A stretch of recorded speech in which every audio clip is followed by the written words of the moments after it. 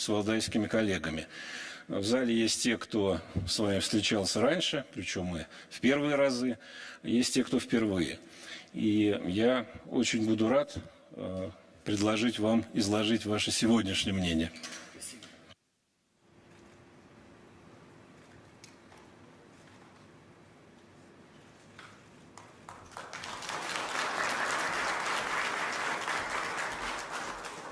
Большое спасибо, уважаемые участники пленарного заседания, коллеги, дамы и господа. Рад приветствовать всех вас в Сочи на юбилейном, как уже только что было сказано нашим ведущим, 20-м ежегодном заседании Международного дискуссионного клуба «Валдай». Наш, или, можно сказать, ваш форум, который по традиции собрал политиков и ученых, экспертов и общественных деятелей из многих стран мира, вновь подтверждает высокий статус востребованной интеллектуальной площадки. Валдайские дискуссии – это всегда отражение самых важных процессов мировой политики 21 века во всей их полноте и сложности. Уверен, так будет и сегодня, так было уже, наверное, сегодня, в предыдущие дни, когда вы дискутировали между собой, так будет сегодня, так будет и впредь. Потому что перед нами стоит, по сути, задача строительства нового мира. А на таких определяющих этапах роль и ответственность таких, как вы, уважаемые коллеги, интеллектуалов, чрезвычайно велика. За годы работы клуба и в мире, и в нашей стране, как только что было сказано, произошли серьезные, если не сказать огромные, колоссальные изменения.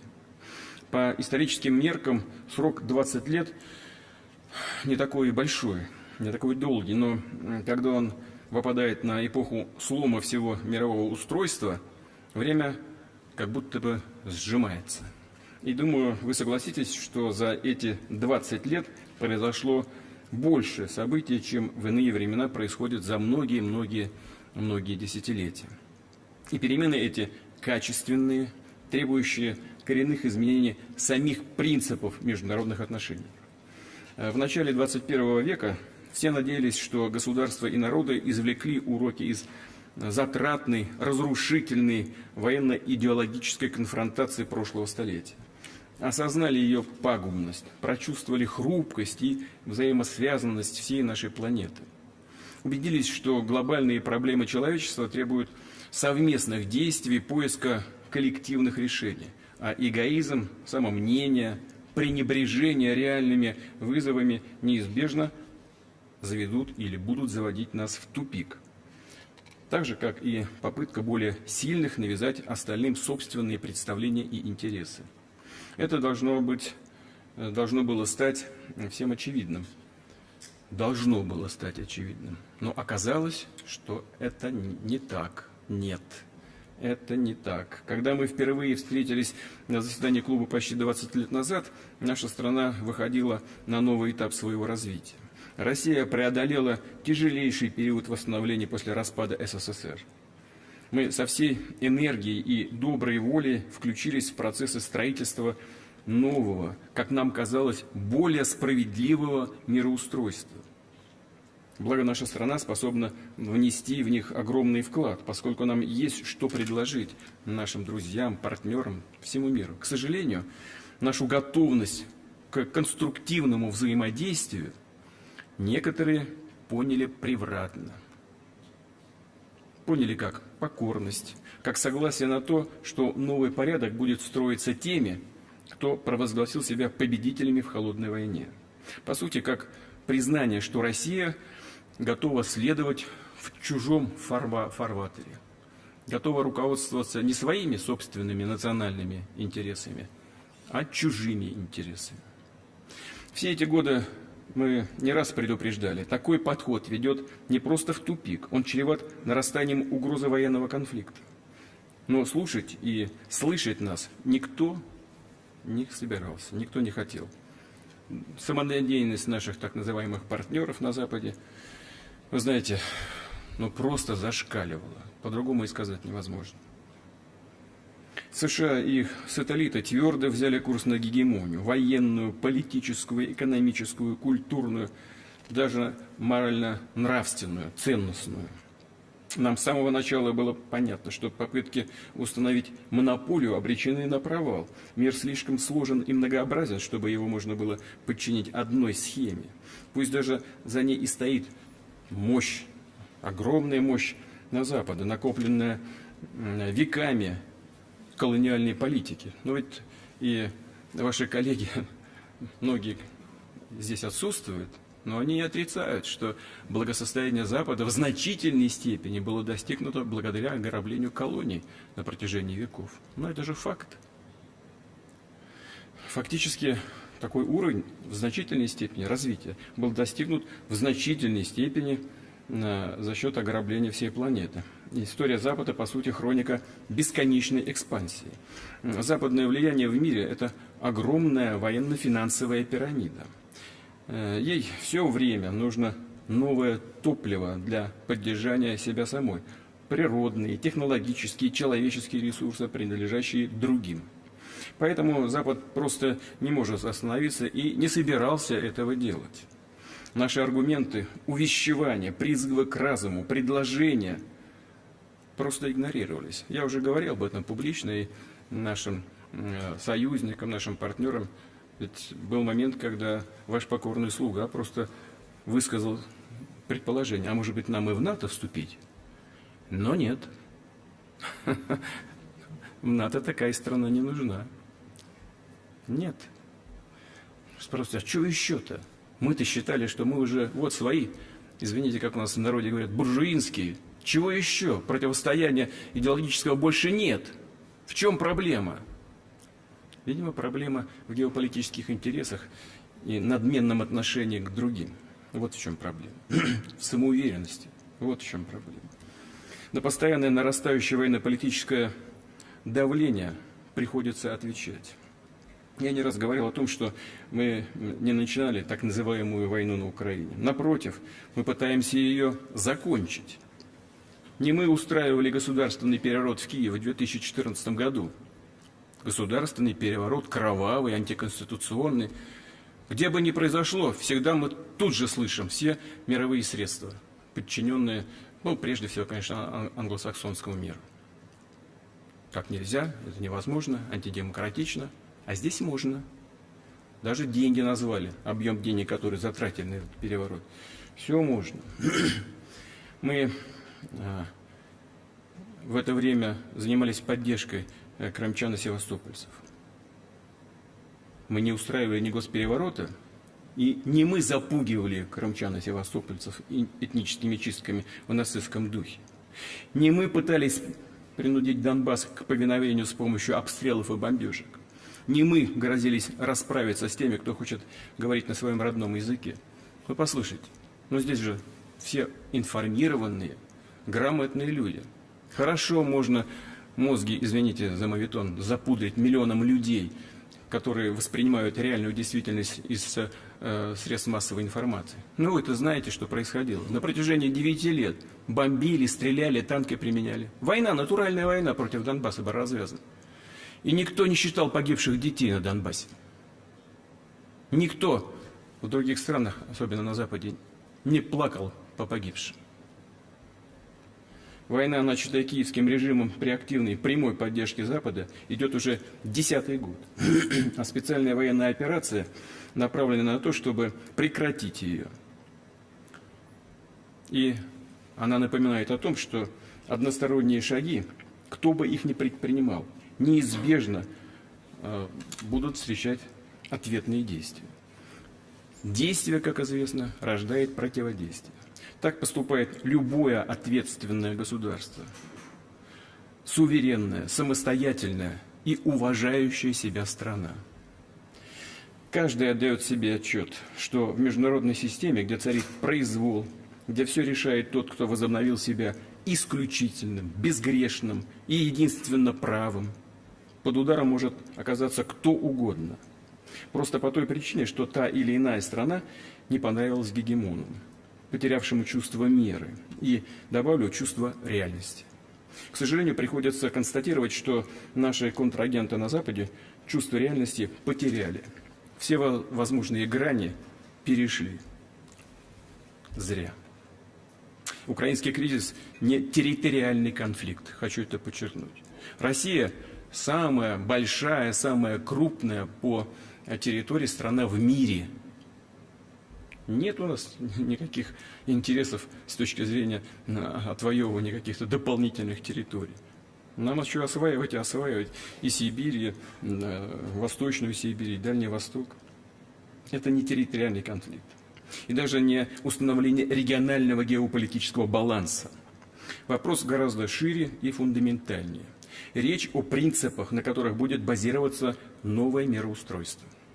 Прочный мир установится только тогда, когда все станут чувствовать себя в безопасности, понимать, что их мнение уважается, и что в мире существует равновесие, когда никто не способен по собственному желанию заставить, принудить остальных жить и вести себя так, как это угодно гегемону.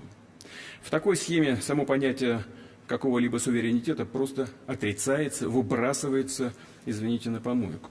Очевидно, что приверженность блоковым подходам, стремление загнать мир в ситуацию постоянного противостояния «мы, они» – порочное наследие XX века. Это продукт западной политической культуры, во всяком случае, ее наиболее агрессивных проявлений. Повторю, Западу всегда нужен враг. Определенной части Запада, определенной части западных элит. Нужен враг, борьбой с которым можно объяснить необходимость силовых действий и экспансии. Но он нужен и для сохранения внутреннего контроля в определенной системе этого самого гегемона, внутри блоков, внутри НАТО, либо других военно-политических блоков. Враг есть, все должны сплотиться вокруг начальника. Не наше дело, как живут другие государства. Но мы видим, как во многих из них правящие элиты заставляют общество принимать нормы и правила, которые сами граждане, во всяком случае, большое количество граждан, а в некоторых странах можно точно совершенно сказать, большинство граждан принимать не хотят. Их принуждают, постоянно изобретая причины для этого, находя внешних виновников растущих внутренних проблем, придумывая и раздувая несуществующие угрозы.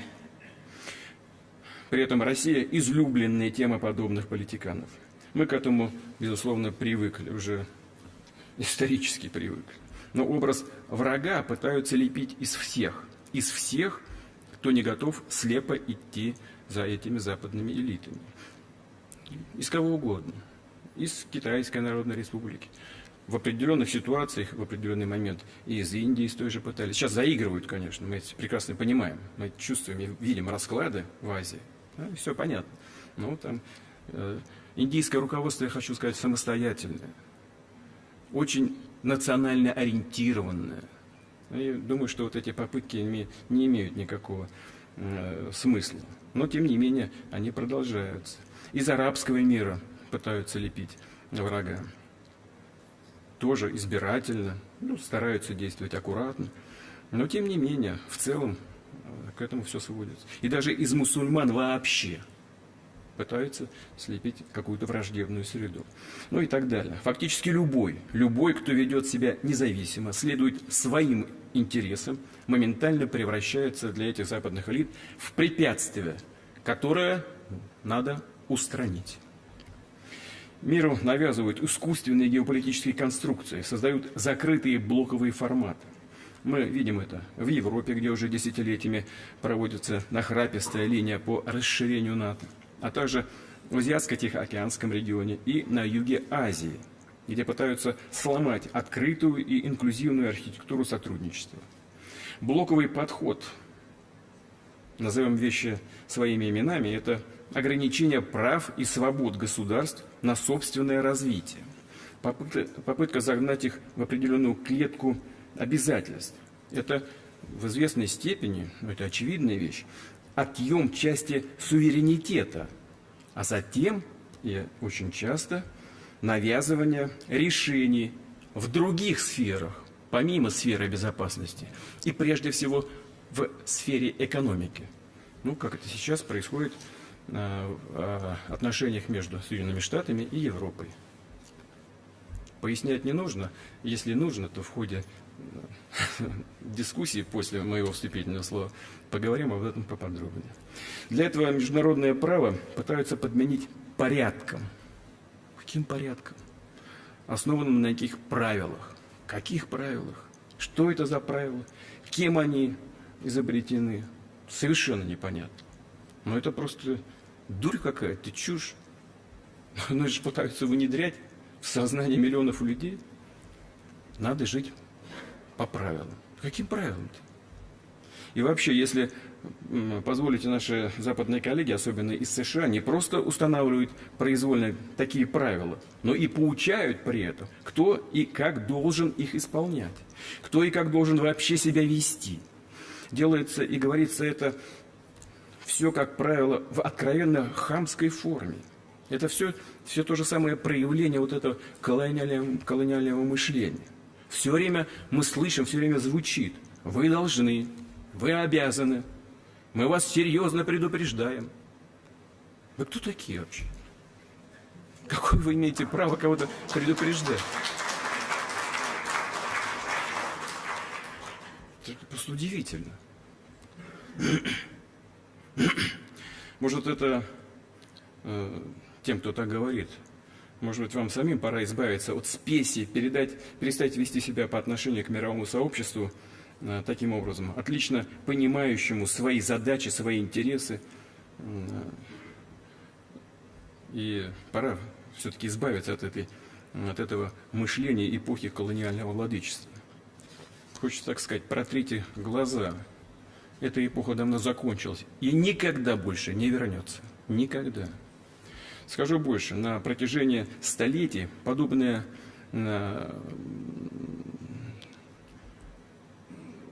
поведение вело к воспроизводству одного и того же – больших войн, для оправдания которых придумывали различные идеологические, а то и псевдоморальные обоснования. Сегодня это особенно опасно. Человечество обладает средствами, способными, как известно, легко уничтожить всю планету. А невероятная по масштабам манипуляция сознанием ведет к потере чувства реальности. Из этого порочного круга, безусловно, нужно выходить, нужно искать какой-то выход. И я так понимаю, уважаемые друзья и коллеги, вы для этого собираетесь на Валдайской площадке. В концепции внешней политики России, принятой в этом году, наша страна охарактеризована как самобытное государство цивилизации. В такой формулировке точно и емко отражено то, как мы понимаем не только наше собственное развитие. В ней основные принципы мирового устройства, на победу которых мы надеемся. В нашем понимании цивилизация – многогранное явление. Его, безусловно, трактуют по-разному. Была и откровенно колониальная интерпретация. Есть некий цивилизованный мир, который служит образцом для остальных. Все должны следовать этим стандартам, этим образцам. А кто не согласен, тех загонят в цивилизацию дубинкой просвещенного господина. Эти времена, как я уже только что сказал, прошли. И наше понимание цивилизации совершенно иное. Во-первых, цивилизаций много. И ни одна из них не лучше и не хуже другой. Они равноправны, как выразители чаяний своих культур и традиций, своих народов. Для каждого из нас это свое. Для меня, например, это чаяние нашего, моего народа, частью которого мне посчастливилось стать. Выдающиеся мыслители во всем мире, приверженцы цивилизационного подхода, размышляли и продолжают размышлять над понятием цивилизации. Это многосоставляющее компонентное явление. Не погружаясь в философские глубины, здесь, наверное, не место, не время для таких рассуждений. Попробуем описать его применительно к сегодняшнему дню, предметно постараюсь это сделать. Основные качества государства цивилизации – многообразие и самодостаточность. Вот два основных компонента, на мой взгляд. Современному миру чужда любая унификация. Каждое государство и общество хотят самостоятельно выработать свой путь развития. В основе его культура и традиции, укрепленные в географии, историческом опыте, как давнем, так и современном, и в ценностях народа.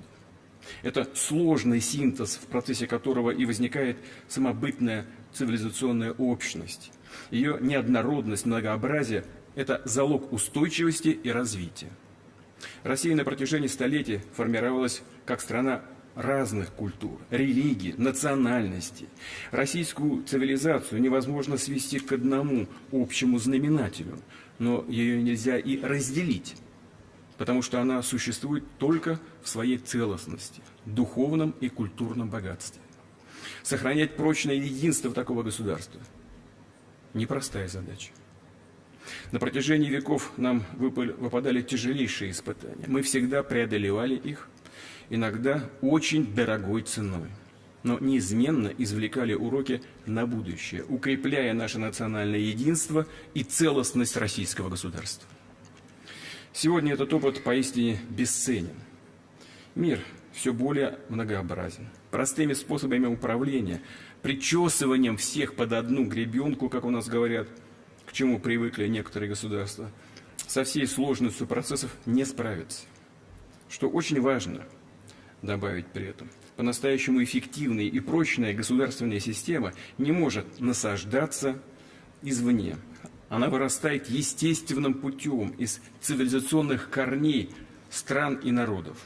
И Россия в этом отношении пример того, как это происходит в жизни, на практике.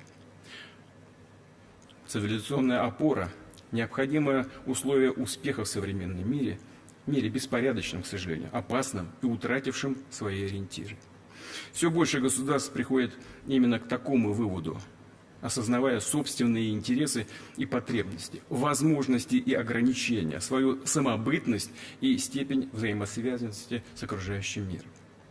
Убежден, человечество движется не к фрагментации на конкурирующие сегменты, не к новому блоковому противостоянию, чем бы его не мотивировали, не к бездушному универсализму новой глобализации, а напротив, мир находится на пути к синергии государств цивилизаций, больших пространств, общностей, осознающих себя именно таковыми.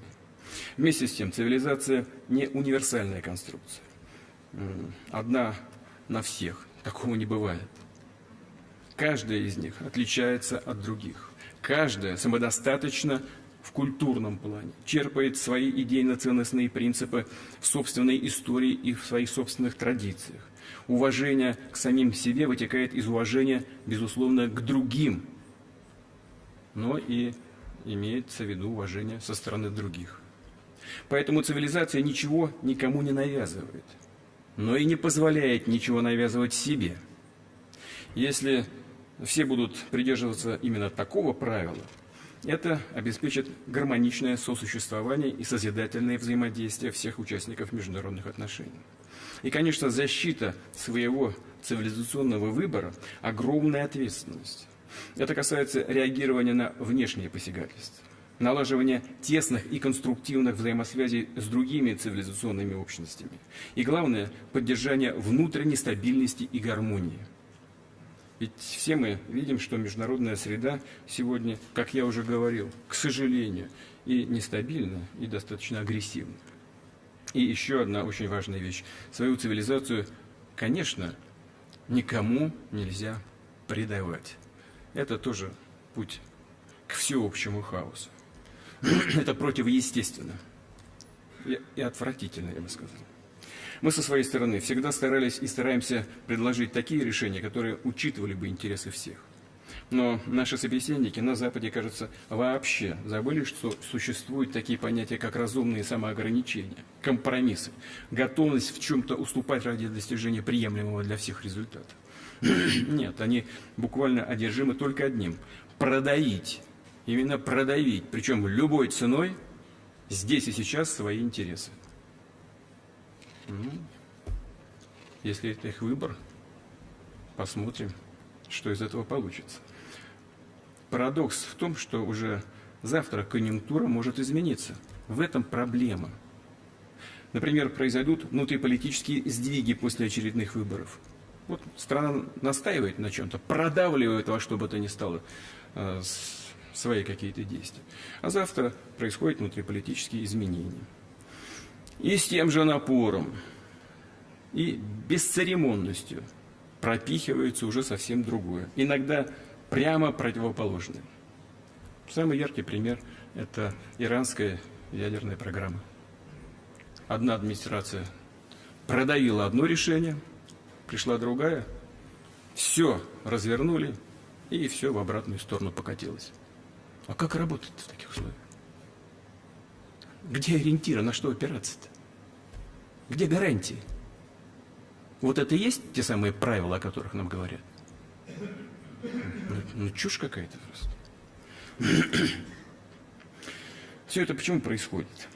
И почему это никого не смущает? Потому что на смену стратегическому мышлению пришло следование краткосрочным, корыстным интересам даже не стран и народов, а сменяющихся групп влияния. Отсюда невероятная по прежним меркам холодной войны безответственность поведения политических элит, забывших часто и страх, и стыд, и считающих себя абсолютно безгрешными. Цивилизационный подход противостоит таким тенденциям, потому что он основан на фундаментальных, долгосрочных интересах государства и народов. Интересов, которые диктуются не сиюминутной идеологической конъюнктурой, а всем историческим опытом, наследием прошлого, на которых основано представление о гармоничном будущем. Если все будут руководствоваться именно этим, конфликтов в мире, на мой взгляд, станет гораздо меньше. А методы их разрешения станут гораздо более рациональными. Потому что всякая цивилизация уважает, как я уже говорил, другие и не пытается никого менять сообразно собственным представлениям. Я с интересом, уважаемые друзья, прочитал доклад, подготовленный Валдайским клубом к нынешнему заседанию. В нем говорится, что сегодня все стремятся понять, представить образ будущего. Это совершенно естественно и объяснимо, особенно для интеллектуальной среды. В эпоху кардинальных перемен, когда рушится весь привычный уклад, очень важно осознать, куда мы идем, к чему хотим прийти. И, безусловно, будущее создается сегодня, не только на наших глазах, нашими руками. Конечно, когда речь идет о таких гигантских, невероятно сложных процессах, предсказать результат сложно или практически невозможно. Что бы мы все ни делали, жизнь будет вносить и внесет, безусловно, свои коррективы. Но, по крайней мере, надо отдавать себе отчет в том, к чему мы стремимся, к чему мы хотим прийти. И такое понимание в России есть. Первое. Мы хотим жить в открытом, взаимосвязанном мире, в котором никто и никогда не будет пытаться возводить искусственные барьеры на пути общения людей, их творческой реализации и процветания. Должна быть безбарьерная среда. Вот к чему надо стремиться. Второе. Мы хотим, чтобы многообразие мира не просто сохранялось, а было фундаментом всеобщего развития. Навязывание любой стране или народу, как им жить, как чувствовать себя, должно быть запрещено. Только настоящее культурное и цивилизационное многообразие обеспечит благо людей и баланс интересов. Третье. Мы за максимальную представительность. Никто не имеет права, да и не может управлять миром за других или от имени других. Мир будущего – это мир коллективных решений, принимаемых на том уровне, на которых они наиболее эффективны, и тем составом участников, кто действительно способен внести значительный вклад в урегулирование конкретной проблемы. Не один решает за всех, и не все даже решают обо всем, а те, кого непосредственно касается тот или иной вопрос, договариваются о том, что и как делать. Четвертое. Мы за всеобщую безопасность и прочный мир, построенный на уважении интересов всех, от великих, больших государств до малых стран. Главное – освободить международное международные отношения от блокового подхода, от наследия колониальной эпохи и холодной войны. Мы десятилетиями говорим о неделимости безопасности, о том, что невозможно обеспечить безопасность одних за счет безопасности остальных. И действительно, гармония в этой сфере достижима. Надо просто отбросить гордыню, спесь и перестать смотреть на других, как на партнеров второго сорта, или на как изгоев или дикарей. Пятое. Мы за справедливость для всех. Эпоха эксплуатации кого бы то ни было, я уже сказал об этом дважды, в прошлом. Страны и народы четко осознают свои интересы и возможности и готовы полагаться на себя. И это приумножает силы. Всем должен быть обеспечен доступ к благам современного развития, и попытки его ограничить для любой страны или народа должны рассматриваться как акт агрессии. И именно так. Шестое. Мы за равноправие, за различие потенциалов разных стран. Это абсолютно объективный фактор. Но не менее объективно и то, что больше никто не готов подчиняться, ставить свои интересы и нужды в зависимость от кого бы то ни было. И прежде всего от более богатых или сильных. И это не просто естественное состояние международного сообщества. Это квинтэссенция всего исторического опыта человечества. Таковы принципы, которых мы хотим придерживаться сами, и к соблюдению которых мы приглашаем присоединиться всех наших друзей и коллег.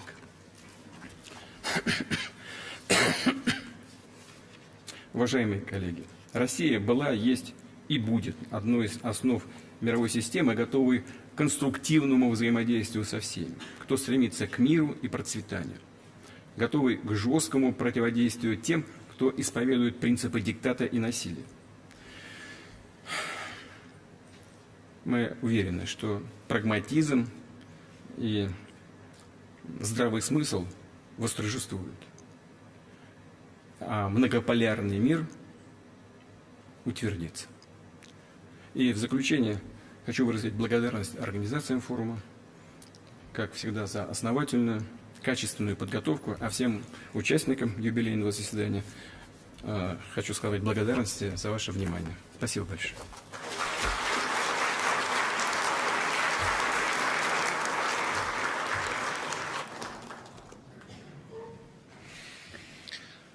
Владимир Владимирович, большое спасибо за такое подробное изложение общих вопросов, концептуальных, потому что сейчас действительно и на Валдайском клубе, и во многих других местах все пытаются понять рамки, которые сменят те, которые уже не работают. И пока не очень мы преуспели, знаем, чего уже нет, но не очень понимаем, что будет. И вот ваши пункты, это, мне кажется, первый случай такой попытки, по крайней мере, очень четко разложить принципы. Если можно, вдогонку вашему выступлению, ну, конечно, очень интересная часть, посвященная цивилизациям и цивилизационному подходу. Вы когда-то сказали, давно уже, правда, очень яркую фразу, что границы России нигде не заканчиваются. Если у России границы не заканчиваются, то у цивилизации русской и российской, видимо, вообще тут и говорить не о чем. Вот как это понимать? Где она? Вы знаете, это было сказано впервые в разговоре с одним из бывших президентов Соединенных Штатов, у меня там дома, в Огарево. Сказано было в шутку, конечно, когда он смотрел на карту Российской Федерации. Мы все знаем, что, еще раз хочу это повторить, Россия остается самой крупной страной в мире по территории, но если по-серьезному, то, конечно, это прежде всего имеет цивилизационный смысл. Наших соотечественников проживает много, русский мир, он имеет глобальный характер, русский язык является одним из официальных языков ООН. В одной Латинской Америке, вот сейчас мы с парламентариями встречались, 300 тысяч живет наших соотечественников. Они есть везде, и в Азии, и в Африке, и в Европе, разумеется, в Северной Америке. Поэтому, если говорить по-серьезному, повторять, то Вот, в цивилизационном смысле, конечно, границ нет. Ну, так же, как и нет границ и всех других цивилизаций. Ну, возьмите Индию или Китай. Ну, сколько представителей Китая живет в других странах мира, и сколько представителей Индии живет в других странах мира. Это все перекрещивается, взаимодействует между собой. И очень хорошо, если это взаимодействие будет естественным и дружеским, направленным на укрепление этого состояния. То есть цивилизация для вас это не территория, а люди? Да, конечно, прежде всего это люди.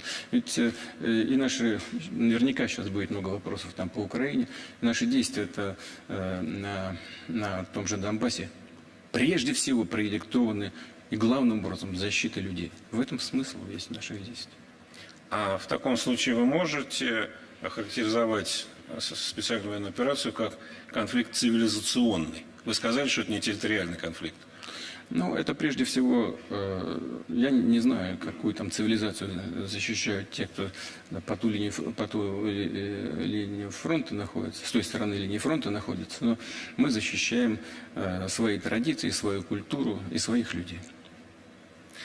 Хорошо.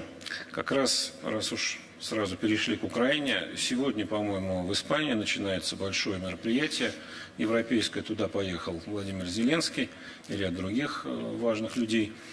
Обсуждается вопрос продолжения поддержки Украины. Сейчас, как мы знаем, в Соединенных Штатах некоторая заминка случилась в связи с кризисом в Конгрессе.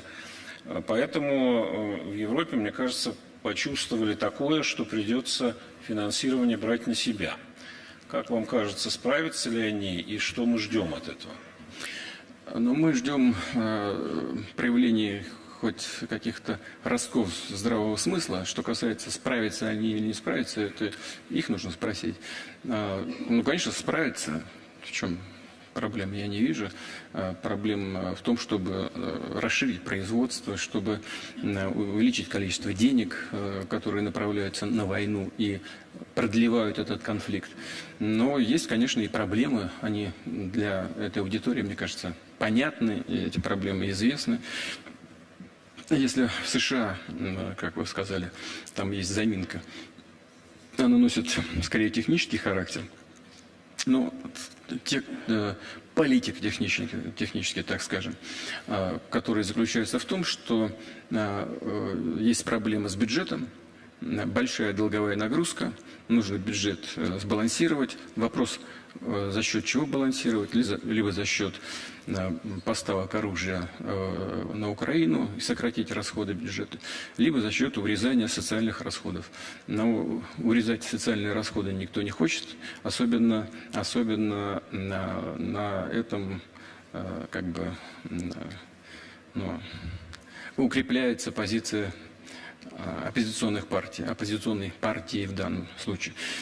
Вот и все. Но в конечном итоге, наверное, деньги найдут, напечатают еще. Печатали вот за постковидный период, и в ковидный период напечатали 9 с лишним триллионов долларов, поэтому подпечатать еще кое-чего и разбросать это на весь мир, повысив продовольственную инфляцию, ничего для них не стоит. Сделают наверняка. Что касается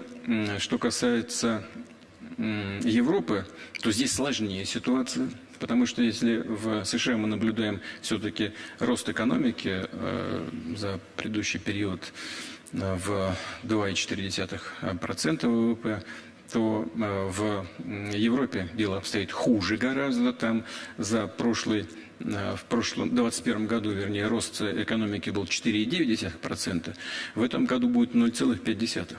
И то только за счет южных стран, за счет Италии и Испании, которые показали небольшой рост. Мы вот вчера с экспертами с нашими там говорили на этот счет. Я думаю, что и рост в Италии и Испании прежде всего связан с ростом цен на недвижимость и с определенным подъемом туристического сектора. А в основных экономиках Европы стагнация. Там во всех производствах минус. В Федеративной Республике минус 0,1, в прибалтийских странах там минус 2, минус 3 даже, в Эстонии, по-моему, минус 3, ну и в Голландии, в Австрии, везде минус. Особенно большой минус в области промышленного производства. Там, ну, если не катастрофа, то очень тяжелое состояние в сфере реального производства, особенно в химической промышленности, в стекольной, в металлургической. Ну, мы знаем, что в силу дешевизны, ну, относительно дешевых энергоносителей в Соединенных Штатах и некоторых решений административно-финансового характера, многие производства из Европы просто переезжают в Соединенные Штаты, закрываются и в Европе, и переезжают в Соединенные Штаты. Это хорошо известно. Это вот то, на что я намекал, выступая здесь, от этой трибуны. Вот растет и нагрузка на население европейских стран. Это тоже очевидная вещь, это данные самой же европейской статистики. Уровень жизни падает за последнее время, за последние месяцы сократился, по-моему, на 1,5%. На 1,5%, да? Вот, поэтому да, Европа может или не может? Может. За счет чего? За счет ухудшения, дальнейшего ухудшения своей экономики и жизни граждан европейских государств. Ну, у нас-то ведь бюджет тоже не резиновый. Мы-то справимся, в отличие от них? Мы справляемся пока. И у меня есть основания полагать, что мы и в будущем справимся. У нас за третий квартал текущего года был профицит свыше 660 миллиардов рублей. Это первое. Второе, у нас в конечном итоге по результатам года будет определенный дефицит, ну, где-то в районе 1%. И на ближайшие годы, на 24-25, где-то мы рассчитываем, что дефицит будет где-то в районе этого 1%. У нас рекордно низкая безработица, 3% установилась и стабилизировалась. И что очень важно, это ключевой момент, может быть, мы к этому еще раз вернемся, но считаю это важным, фундаментальным явлением в нашей экономике. У нас естественным образом началась структурная перестройка экономики. Потому что то, что мы раньше получали из европейских стран по импорту, много для нас закрыли. И мы так же, как в 2014 году, введя определенные ограничения на закупку западных европейских, прежде всего, сельхозтоваров, вынуждены были вкладывать деньги в развитие сельхозпроизводства внутри страны. Да, подскочила инфляция, но мы потом добились того, чтобы наши производители нарастили обороты производства нужных нам товаров. И сегодня, вы знаете, мы по всем основным сельхозтоварам обеспечиваем себя полностью по основным видам продовольствия. То же самое сейчас происходит в сфере реального производства в промышленности. И основной рост дают как раз обрабатывающие отрасли.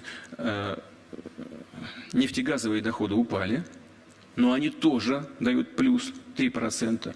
А не нефтегазовые доходы, и прежде всего в перерабатывающих отраслях, плюс 43%. И это прежде всего сталелитейная промышленность, это оптика, это электроника.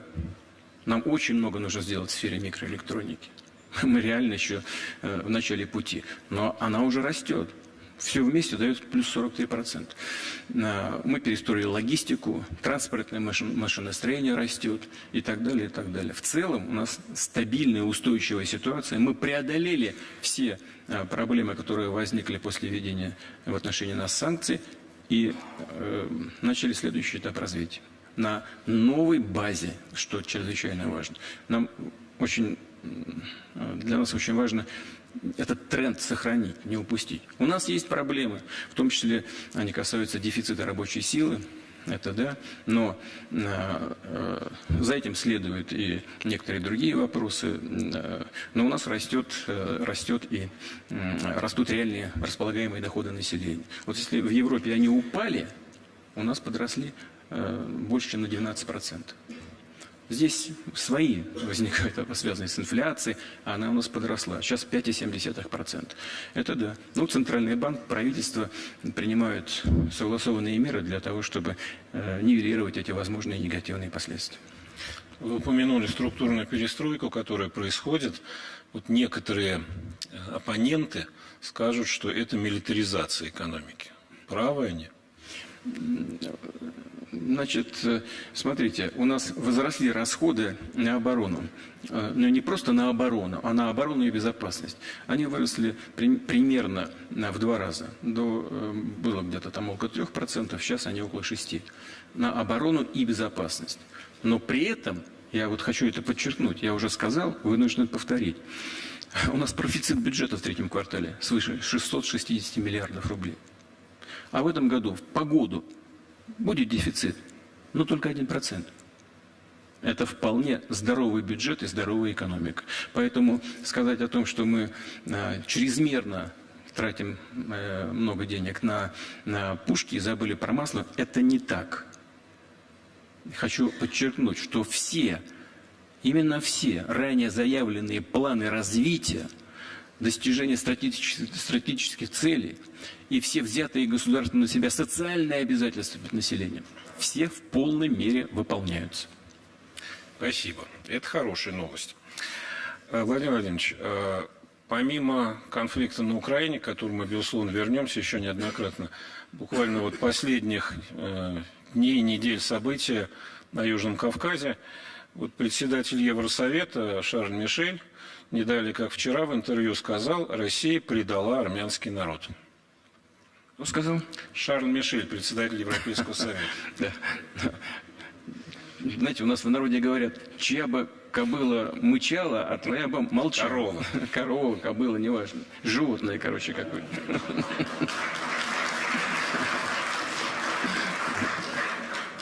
Значит, это все? Я вас перебил, извините. Не, пожалуйста. Да. Вы понимаете, ведь что происходило, что произошло в самое последнее время? Вот что. Ну, после известных событий и развала Советского Союза мы знаем, что был конфликт, начались этнические столкновения между армянами и азербайджанцами. Они начались в городе Сумгаите, потом перекинулись на Карабах. Все это привело к тому, что Армения фактически, не Карабах же, а Армения фактически поставила под свой контроль весь Карабах и 7 прилегающих территорий. 7 районов Азербайджана. Это, по-моему, чуть ли не 20% территории Азербайджанской республики. И вот все это продолжалось многие десятилетия. Должен сказать, что я не раскрою здесь никакой тайны. Мы много раз на протяжении лет 15 последних предлагали нашим армянским друзьям пойти на компромиссы. Какие? Вернуть Азербайджану 5 районов вокруг Карабаха, 2 оставить за собой и таким образом сохранить территориальную связь между Арменией и Карабахом. Но наши карабахские друзья из раза в раз нам все время говорили: нет, это создаст для нас определенные угрозы. Мы в свою очередь говорили: послушайте, ну, Азербайджан растет, экономика развивается, это нефтегазодобывающая страна, там уже свыше 10 миллионов населения. Давайте сравним потенциалы. Пока есть такая возможность, нужно найти этот компромисс. Мы со своей стороны уверены, проведем соответствующие решения в рамках Совета Безопасности ООН. Гарантируем безопасность этого возникающего естественным образом Лачинского коридора между Арменией и Карабахом. Гарантируем безопасность армян, проживающих на этой территории. Но нет, нам сказали: нет, мы на это пойти не можем. А что будете делать? Будем сражаться. Ну, ладно. Вот дело в конечном итоге дошло до вооруженных столкновений в 2020 году. И тогда я тоже предложил нашим друзьям и коллегам, кстати, тоже президент Алиев на меня не обидится, наверное, но была в какой-то момент достигнута договоренность о том, что азербайджанские войска остановятся. Я, честно говоря, думал, что вопрос решен. Позвонил в Ереван и вдруг услышал: нет, пусть они уходят из той незначительной доли Карабаха, куда войска Азербайджана зашли. Ну и все. Я говорю: послушайте, а что вы будете делать? Опять та же самая фраза: будем сражаться. Ну, послушайте, они сейчас через несколько дней выйдут в тыл вашим укреплениям в районе Агдама, и все закончится. Вы понимаете? Да. Что будете делать? Будем сражаться. Ну, ладно. Ну вот, значит, все получилось так, как и получилось. В конечном итоге все-таки мы договорились с Азербайджаном, что после выхода на линию Шуши и в саму Шушу боевые действия будут остановлены. Было подписано соответствующее заявление в ноябре 2020 года о приостановке боевых действий и о вводе наших миротворцев. И вот следующий очень важный момент. Правовой статус наших миротворцев был основан исключительно на этом заявлении от ноября 2020 года. Никакого статуса миротворцев так и не возникло. Ну, сейчас не буду говорить почему. Азербайджан считал, что это нет в этой необходимости, но подписывать без Азербайджана было бессмысленно. Поэтому весь статус был основан, повторяю, исключительно на заявлении от ноября 2020 года. И права миротворцев заключались только в одном: в наблюдении за соблюдением режима прекращения огня. Все. У миротворцев никаких других прав там не было. Ну и нет. Только наблюдение за прекращением режима, за прекращением огня. Все. Но такое зыбкое состояние, оно продолжалось определенное время. Теперь вы упомянули про уважаемого мною председателя Евросовета, господина Мишеля. Вот в Праге, осенью 2022 года,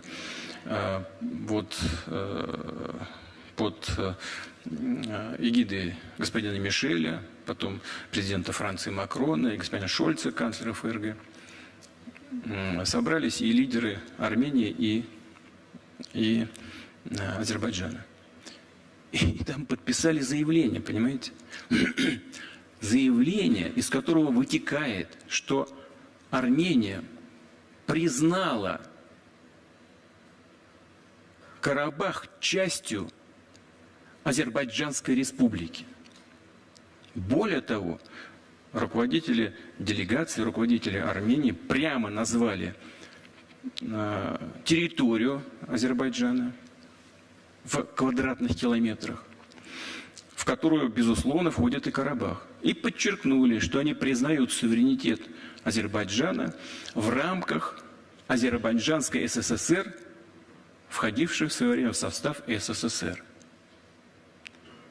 А, как известно, в состав Азербайджанской ССР входил и Карабах. То есть, по сути, был решен главный, абсолютно ключевой вопрос, который заключался в статусе Карабаха. Когда Карабах объявил о своей независимости, никто не признал эту независимость. Даже Армения. Что, честно говоря, для меня странно, но, тем не менее, такое было решение. Они не признали независимость Карабаха. Но здесь, в Праге, они признали, что Карабах принадлежит Азербайджану. А потом, в начале 23 года, вторично повторили то же самое на аналогичной встрече в Брюсселе. Но вы знаете, так между нами, хотя между нами уже это, наверное, не подходит, но тем не менее. Но если пришли... Нам, кстати, об этом никто не сказал. Я лично узнал это из прессы. Но Азербайджан и всегда считал, что Карабах – часть его территории. Но определив статус Карабаха как части Азербайджана, Армения совершила так качественные изменения своей позиции. После этого на одной из встреч ко мне президент Алиев подошел и говорит: ну вот видите, все признали, что Карабах наш. Ваши миротворцы там находятся на нашей территории. Понимаете, даже статус наших миротворцев претерпел сразу качественные изменения после определения статуса Карабаха как части Азербайджана. Он говорит: ваши военные находятся на нашей территории, и давайте теперь договариваться о их статусе на двусторонней основе. Ну, премьер Пашинян подтвердил, когда вам нужно теперь договариваться на двусторонней основе. То есть Карабах ушел. Можно что угодно говорить об этом статусе, но это было ключевым вопросом. Статус Карабаха. Вокруг этого все крутилось на протяжении предыдущих десятилетий. Как и когда, кто и где будет определять статус. Все. Армения его решила. Карабах перешел в состав Азербайджана официально. Это такова позиция армянского государства современного. Ну а нам-то что делать? Нам что? Все, что происходило в недавнем прошлом, недели, 2-3 назад, и перекрытие этого Лачинского коридора и так далее, все это было неизбежно после признания суверенитета Азербайджана над Карабахом. Это было только вопросом времени, когда и каким способом Азербайджан будет наводить там конституционный порядок в рамках Конституции азербайджанского государства. Ну а что скажешь-то? А как на это реагировать-то еще? Армения признала, а мы что должны делать? Нет, а мы не признаем. Ну это же нонсенс, правильно? Ерунда какая-то. Я сейчас не буду рассказывать, думаю, что некорректно о нюансах наших дискуссий, но то, что произошло в последние дни или в последние недели, это было неизбежным следствием того, что было сделано в Праге и в Брюсселе. Поэтому господин Мишель и его коллеги должны были бы тогда подумать, когда уговаривали, видимо, я не знаю, надо спросить их самих, где-то закулисно, кулуарно уговаривали премьер-министра Армении господина Пашиняна пойти на такой шаг, должны были бы все вместе подумать о судьбе армян Карабаха. Должны были бы как-то, хотя бы что-то прописать о том, что и как их ожидает в этой ситуации. Какой-то порядок интеграции Карабаха в азербайджанское государство, какой-то порядок, связанный с обеспечением их безопасности и соблюдением их прав. Но там же ничего этого нет. Там есть только заявление о том, что Карабах – это часть Азербайджана. Все. И чего мы должны делать? Если так сама Армения решила, нам-то что делать? А мы что делали? Мы использовали все, чем мы располагали в правовом смысле, для того, чтобы обеспечить гуманитарную составляющую. Как вы знаете, у нас там люди погибли, между прочим, защищая армян Карабаха. Наши миротворцы. Мы оказывали им гуманитарную помощь, оказывали медицинскую помощь, обеспечили их выход. И если уж возвратиться опять к нашим европейским, так называемым коллегам, но они хотя бы сейчас гуманитарную помощь, пускай посылают там на содержание тех несчастных людей, по-другому сказать не могу, которые вышли со своих родных насиженных мест из Нагорного Карабаха. Но мне кажется, это-то они сделают. Но в целом, по большому счету, нужно, конечно, подумать о их судьбе в долгосрочной перспективе. Россия этих людей готова поддержать? Я же только что сказал, мы же их поддерживали. У нас те, кто ушел. У нас люди там погибли, защищая их, прикрывая их собой и обеспечивая гуманитарную поддержку. Ведь у нас там в центре наших миротворцев, туда же все беженцы пришли. под защиту наших миротворцев. Тысячи там собрались. Туда приходили. Женщины и дети в основном. Вот. Ну, а так мы, конечно, тоже готовы оказывать. Армения не перестает быть нашим союзником. Если там есть гуманитарные, они есть, гуманитарные вопросы, мы, конечно, их готовы и будем обсуждать, и готовы оказывать поддержку и помощь этим людям. Это само собой разумеется. Но я просто сейчас вам рассказал, ну, как события развивались. Ну, коротко, но в целом основное я сказал. Владимир Владимирович, еще один такой нюанс в этой связи. Сейчас азербайджанское руководство очень жестко зачищает тех, кто на службе был в Карабахе, руководителей. И там есть разные люди, включая тех, кого в России хорошо знают, как Рубен Варданян, например. Мы можем... Он отказался от нашего гражданства. Он отказался, но он был. Мы можем как-то призвать азербайджанское руководство проявить, ну, не знаю, милосердие. Мы всегда это делали, и сейчас это делаем. Я разговаривал, как вы знаете, по телефону с президентом Алиевым. Но и раньше мы говорили о том, что чего бы там ни случалось, и он меня все время заверял в том, что бы ни случилось, он обеспечит и безопасность, и права армянского населения Нагорного Карабаха. Но сейчас там уже армян-то не осталось. Все ушли. Вы знаете, что все ушли? Там просто нет армян. Ну, может быть, 1000-1500, все. Ну, все, там просто никого нет. А вот что касается бывших руководителей, я не знаю, не хочу там вдаваться в детали. Ну, я так понимаю, что их особенно в Ереване не хотят видеть. Но я исхожу из того, что руководство Азербайджана все-таки будет исходить в данном случае, когда все вопросы территориального характера для Азербайджана решены, все-таки будет исходить из соображений гуманитарного характера. Спасибо. Коллеги, прошу.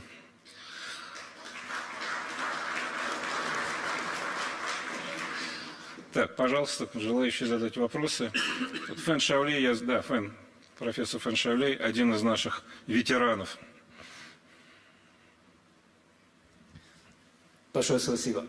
Фэн Шаолей, педагогический университет Восточного Китая, Шанхай.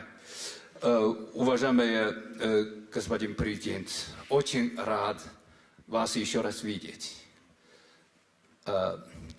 Октябрьская международная конференция, ее тема, посвященная десятилетию инициативы «Путь и пояс», будет состояться в Пекине.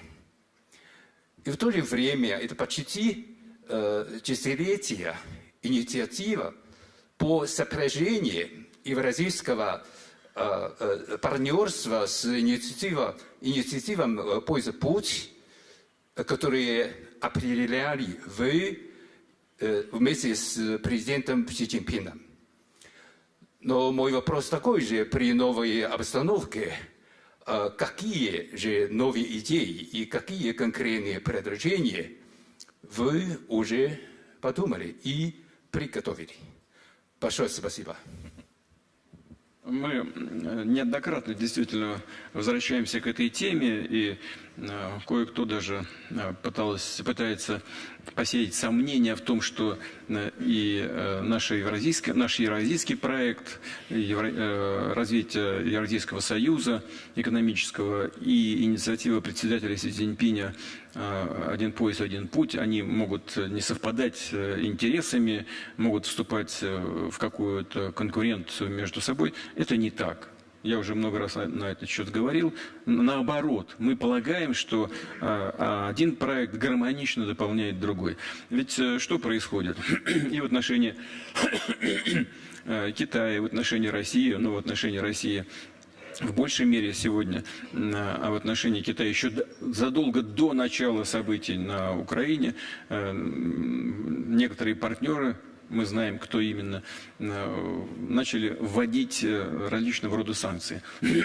Это какие-то моменты превращались даже, все это превращалось в какое-то подобие торговой войны между Китаем и Соединенными Штатами. И вводились ограничения, в том числе связанные и с логистикой. мы заинтересованы в том, чтобы наладить новые логистические маршруты. И Китай тоже заинтересован. Растет объем товарооборота. Вот мы сейчас говорим о коридорах север-юг. Китай выстраивает некоторые маршруты там, через среднеазиатские государства.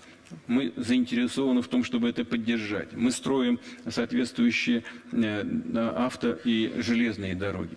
Вот это все является предметом наших переговоров. Это во-первых. Во-вторых, все это дополняется тем, что называется сферой реального производства. Мы поставляем необходимые товары в Китайскую Народную Республику, Китай поставляет нам необходимые нам товары, и мы выстраиваем такие цепочки и логистические, и производственные цепочки, которые, безусловно, вписываются в те цели, которые представитель Си Цзиньпинь поставил перед китайской экономикой, и вписываются в наши задачи развития, особенно в современном мире, развития нашей экономики и партнерских отношений с другими странами. Это совершенно очевидно дополняет друг друга. Я сейчас не буду перечислять конкретных проектов, их достаточно. И между Китаем и Россией в том числе. Вот мы мост построили, вы знаете. У нас есть другие планы логистического характера. Мы развиваем отношения, как я уже сказал, в сфере реального производства.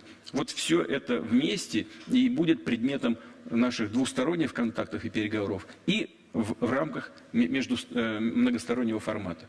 Это большая, очень емкая, капиталоемкая работа. И я хочу подчеркнуть еще раз, хочу это акцентировать на это. Вся эта работа ни в коем случае и никогда не строилась против кого-то. Она имеет созидательное начало и направлена исключительно на достижение положительного результата как для нас, России и Китая, так и для наших партнеров во всем мире. Спасибо. Так, Ричард Саква.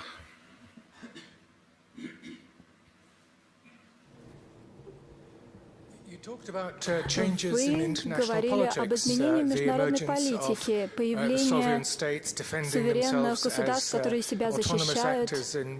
Они являются автономными акторами в международной политике. И действительно, это происходит. Это происходит в рамках БРИКС+. Несколько месяцев назад произошла встреча также и в ШОС. Таким образом, мир изменяется, международная политика изменяется, государство изменяется. Постколониальные государства изменяются. И сейчас эти государства дали ясно понять, что они хотят активно участвовать в международном сообществе. Тем не менее, международная политика формируется в рамках системы, которая создана в 1945 году в рамках ООН.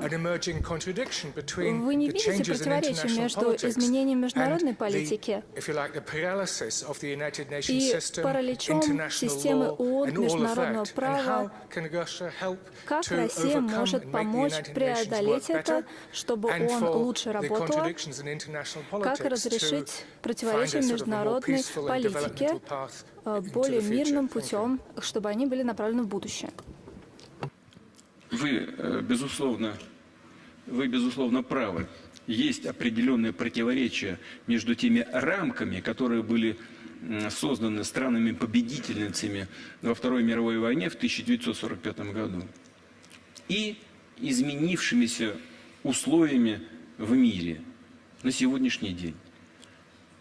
1945 год – одна ситуация в мире, сегодняшний день совсем другая. И, конечно, эти правовые нормы, они должны меняться в соответствии с меняющимся миром. Здесь по-разному можно к этому относиться. Можно сказать, что ООН и современное международное право, которое построено на базе Устава Организации Объединенных Наций, устарели и подлежат сносу. И необходимо создать что-то новое. Но здесь, конечно, есть опасность того, что мы имеющуюся систему международных правил, именно настоящих правил, права международного на основе Устава ООН, устраним, а нового пока ничего не создано и не создадим. И наступит просто всеобщий хаос. Он и так имеет место, его элементы имеют место быть. Но если совсем отправить на свалку историю устав ООН, не заменив ее ничем, то хаос неизбежен и может привести к очень тяжелым последствиям. Поэтому, я полагаю, надо идти по пути изменений международного права в соответствии с требованиями сегодняшнего дня и с изменением ситуации в мире. В этом смысле, конечно, в Совете Безопасности ООН должны быть представлены такие страны, которые приобретают значительный вес в международных делах и просто в силу своего потенциала имеют возможность и оказывают влияние на решение ключевых международных вопросов. Какие это страны? Ну, это Индия, более 1,5 миллиарда, по-моему, человек уже населения, 7 с лишним процентов рост экономики, по-моему, 7,4 или 7,6%. Но это мировой гигант. Да, там еще очень много людей, которые нуждаются в помощи, в поддержке, но тем не менее. Значит, там высокотехнологичный экспорт растет гигантскими темпами. Потому что это мощная страна, она становится из года в год мощнее под руководством премьер-министра Моди. Или Бразилия в Латинской Америке. Население огромное, рост влияния колоссальный. Южная Африка. Ну как же не учитывать их влияние в мире? Значит, и их вес при принятии ключевых решений международной повестки должен возрасти. Но, разумеется, делать это нужно таким образом, чтобы был достигнут консенсус этих изменений. Чтобы он не разрушал, это сложный вопрос, чтобы он не разрушал существующий международный правовой режим. Это сложный процесс. Но, на мой взгляд, надо идти именно по этому направлению, по этому пути. То есть вы считаете, что существующий международно-правовой режим существует, он не разрушен еще? Ну, до конца точно не разрушен. Ведь понимаете, в чем дело? Давайте вспомним самые первые годы существования ООН. Как называли тогда нашего советского министра иностранных дел господина Громыка? Его называли господин No. Почему? Потому что очень много было противоречий. И Советский Союз очень часто пользовался своим правом вето. Но зато это имело смысл и значение. Это не доводило до конфликтов. В нашей новейшей истории мы очень часто слышали со стороны западных лидеров, что система ООН устарела. Она не отвечает потребностям сегодняшнего дня. Особенно это начало звучать когда? В период югославского кризиса. Когда без всяких санкций Совета Безопасности ООН Соединенные Штаты и их союзники начали бомбить Белград. Безжалостно и бесстрашно. Даже попали в посольство Китайской Народной Республики в Белграде. Где это международное право? Нет, сказали, никакого международного права такого, которое было, не нужно, оно устарело. Почему? Потому что хотелось действовать без оглядки на это международное право. Потом, когда какие-то действия начала предпринимать Россия, сказали, как же так, безобразие, Россия нарушает международное право и устав ООН. Но всегда, к сожалению, были попытки подстроить это международное право под себя. Это хорошо это или плохо? Это очень плохо. Но хоть что-то существует, что является ориентиром.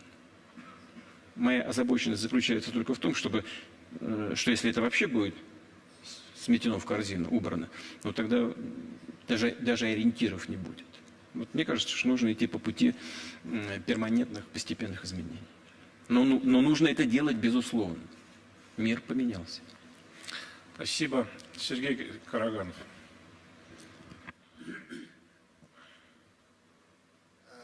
Владимир Владимирович, я один из ветеранов и основателей клуба.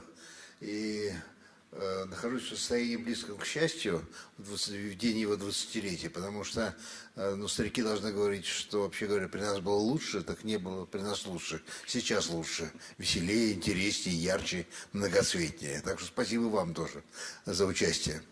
Вопрос у меня вот какой. Что касается веселее, мне кажется, что это звучит смело. Когда интереснее, тогда веселее. Вот, Вам веселее, мне, честно говоря, не очень.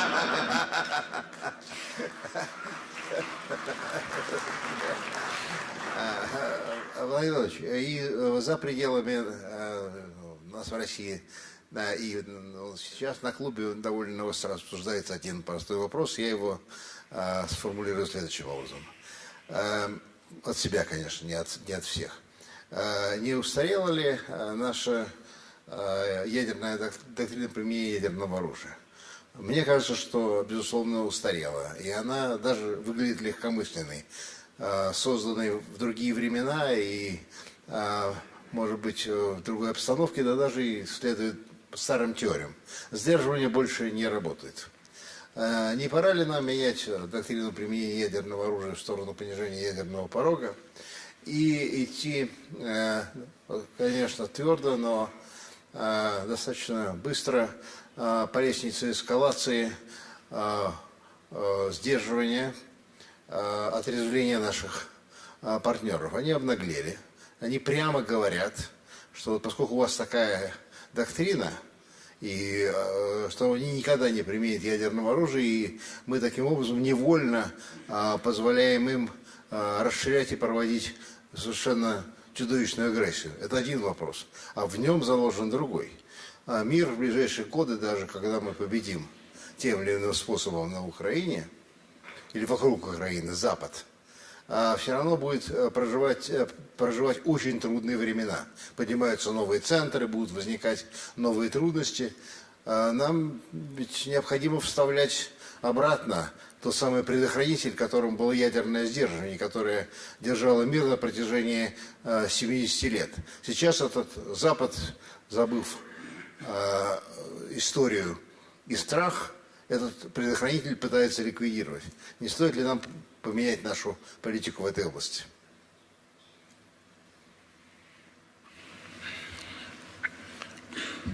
Мне известна ваша позиция. Я читал некоторые документы, ваши статьи, записки. И я чувства ваши понимаю.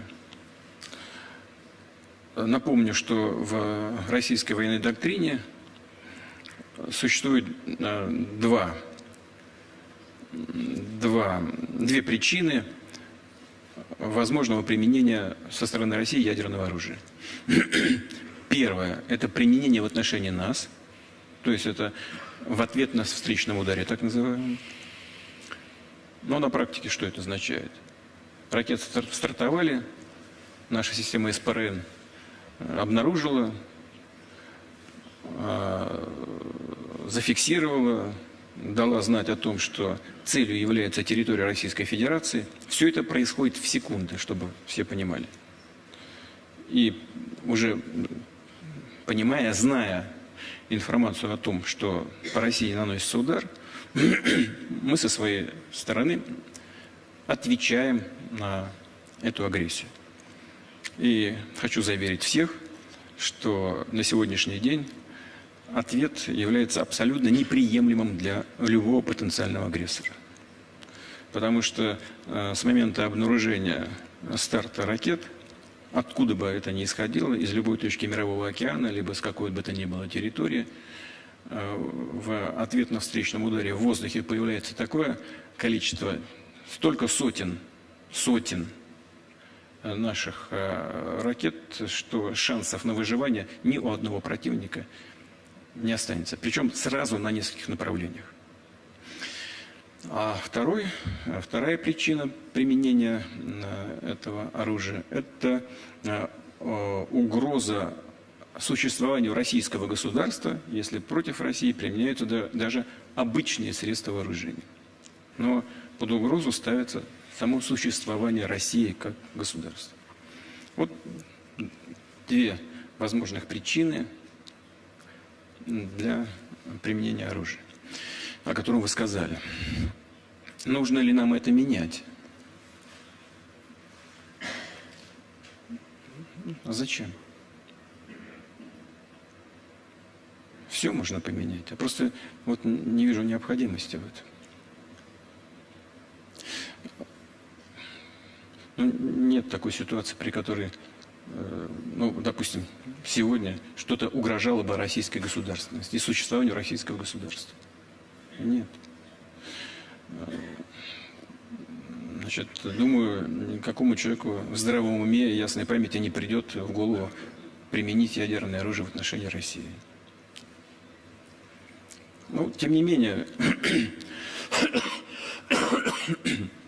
точка зрения ваша, других экспертов, людей, которые настроены патриотически, очень переживают за происходящее внутри страны, вокруг нас, переживают за то, что происходит у нас на линии боевого соприкосновения на украинском направлении. Я все понимаю, мы внимательно смотрим и относимся, поверьте, с уважением к вашей точке зрения. Но вот я не вижу такой необходимости. Там менять нашу концепцию.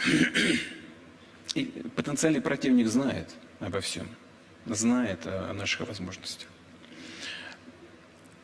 Здесь другое дело. Ну, например, я слышу уже призывы, допустим, начать испытания ядерного оружия, вернуться к испытаниям. Здесь вот что бы сказал. Соединенные Штаты подписали соответствующий международный акт, документ, договор о запрете на испытание ядерного оружия. И Россия его подписала. Россия подписала и ратифицировала. А Соединенные Штаты подписали, но не ратифицировали. Вот сейчас мы практически закончили работу над современными видами стратегического оружия, о которых я говорил и которые я анонсировал еще несколько лет назад. Проведено последнее успешное испытание буревестника. Крылатая ракета глобальной дальности с ядерной установкой, двигательной ядерной установкой. Мы фактически закончили работу над Сарматом, над сверхтяжелой ракетой. Вопрос в том, что нам нужно просто уже чисто административно-бюрократически закончить некоторые процедуры, перейти к их массовому производству и постановке на боевое дежурство. И мы сделаем это в ближайшее время. Вот, как правило, специалисты говорят, ну, новое оружие, нужно убедиться в том, что там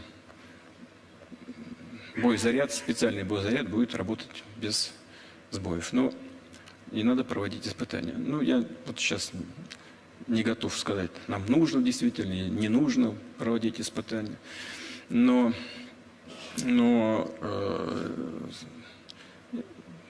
повести себя зеркально в отношениях с Соединенными Штатами, повторю еще раз, когда они подписали, но не ратифицировали, а мы подписали и ратифицировали.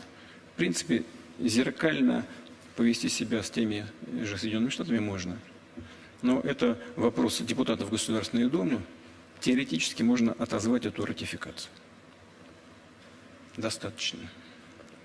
Если мы это сделаем, этого будет вполне достаточно. Вот сейчас на Западе уже открыто некоторые высказывают такую позицию, что поддержка Украины такая, извините, поддержка Украины такая активная, связана с тем, что Россия как-то недостаточно убедительно отвечала все 1,5 года на эскалацию с их стороны. Я не знаю, убедительно или не убедительно, но вот сейчас только с начала так называемого контрнаступления, это последние данные, только с 4 июня украинские подразделения потеряли уже свыше 90 тысяч человек. Это санитарные и безвозвратные потери. 557 танков, почти 1900 бронемашин различного класса.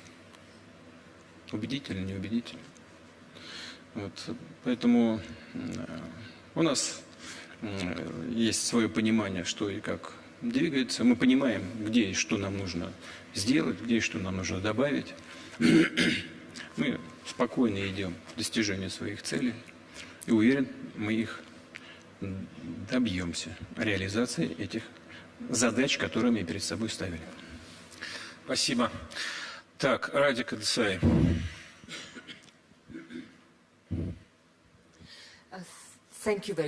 Благодарю вас. Господин президент Путин, благодарю вас за очередное, я бы сказала, исторически важное и вдумчивое выступление. Я всегда очень впечатлена, когда я вас слушаю. У меня есть вопрос и личная просьба. Вопрос касается моей страны, Канады. Как вы знаете, парламент Канады только что выставил себя на посмешище, когда они аплодировали украинскому нацисту, ветерану в парламенте Канады.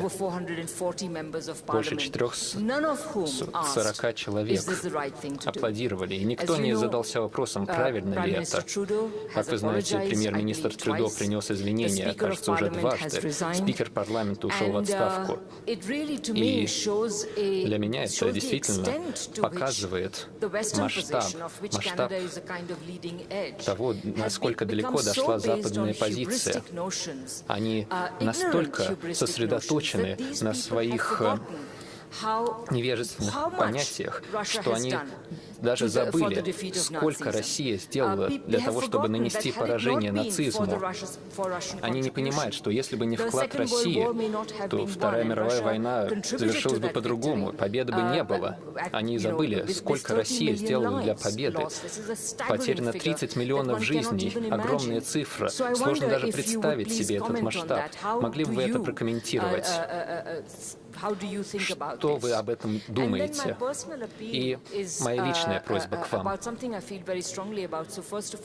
Мне это касается лично, и извините, если я что-то неправильно произнесу, но это касается моего друга многих из нас здесь, и моего мужа Дмитриса Константопулоса. И это опрос Каберлицкого. Как вы знаете, его задержали, и он обеспокоен своим личным состоянием. И у меня есть несколько причин, почему я об этом говорю. Подписано несколько петиций в западных странах. По этому делу, конечно, много говорится, но мы не подписываем эти петиции, потому что мы не согласны с их содержанием, потому что они полностью антироссийские. И у нас есть к вам письмо, и мы надеемся, что вы прочитаете его, и мы надеемся, что вы поймете, что мы обращаемся к вам как друзья России. Конечно, мы находимся в сложном положении, потому что мы не согласны с позицией вашего друга, но мы и помним, сколько мы узнали от него. У него прекрасные знания российской истории, и он всегда был привержен России. И это наш личный призыв к вам. Пожалуйста, займитесь этим лично. Спасибо.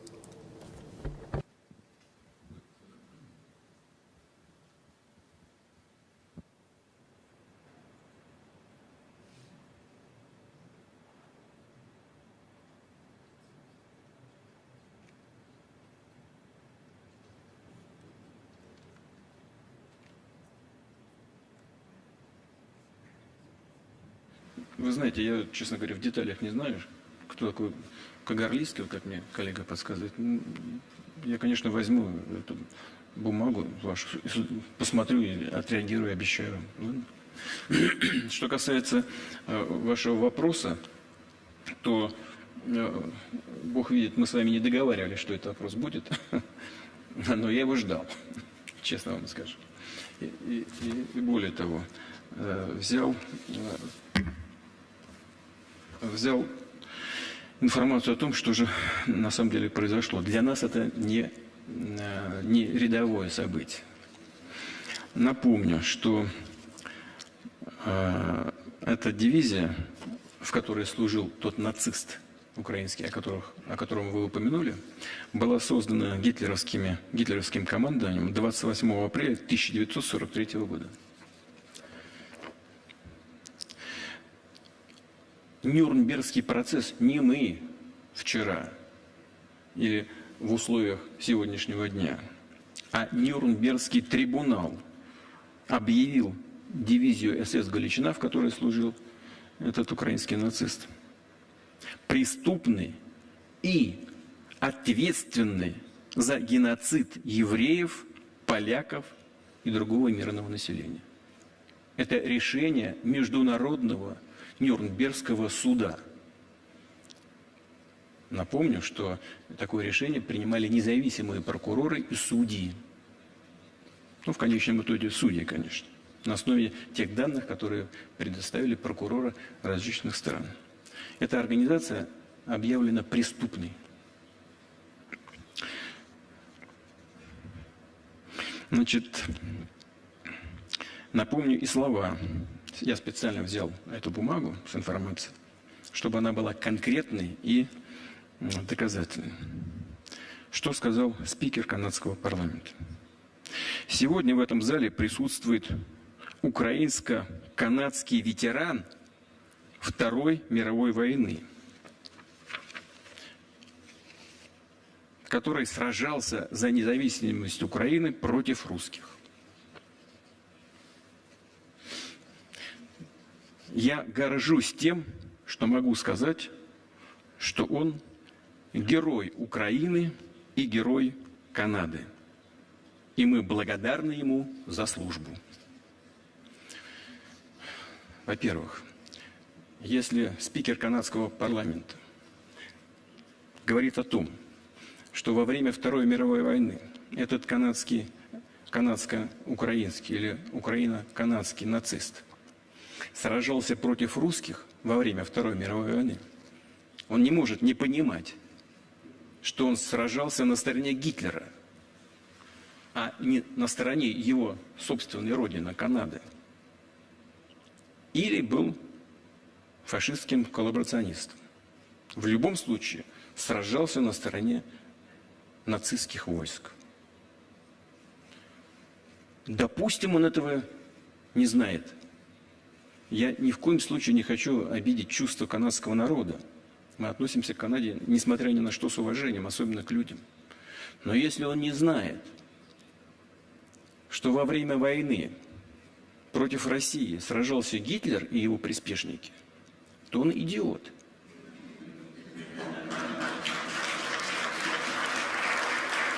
Он, значит, просто в школе не учился, не имеет элементарных знаний. А если он знает, что этот человек сражался на стороне Гитлера, и называет его героем Украины и героем Канады, то он негодяй. Или так, или так.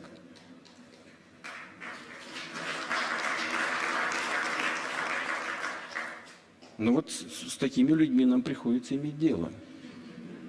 Вот таковы наши оппоненты сегодня со стороны некоторых западных стран. Но что еще вот важно, на мой взгляд?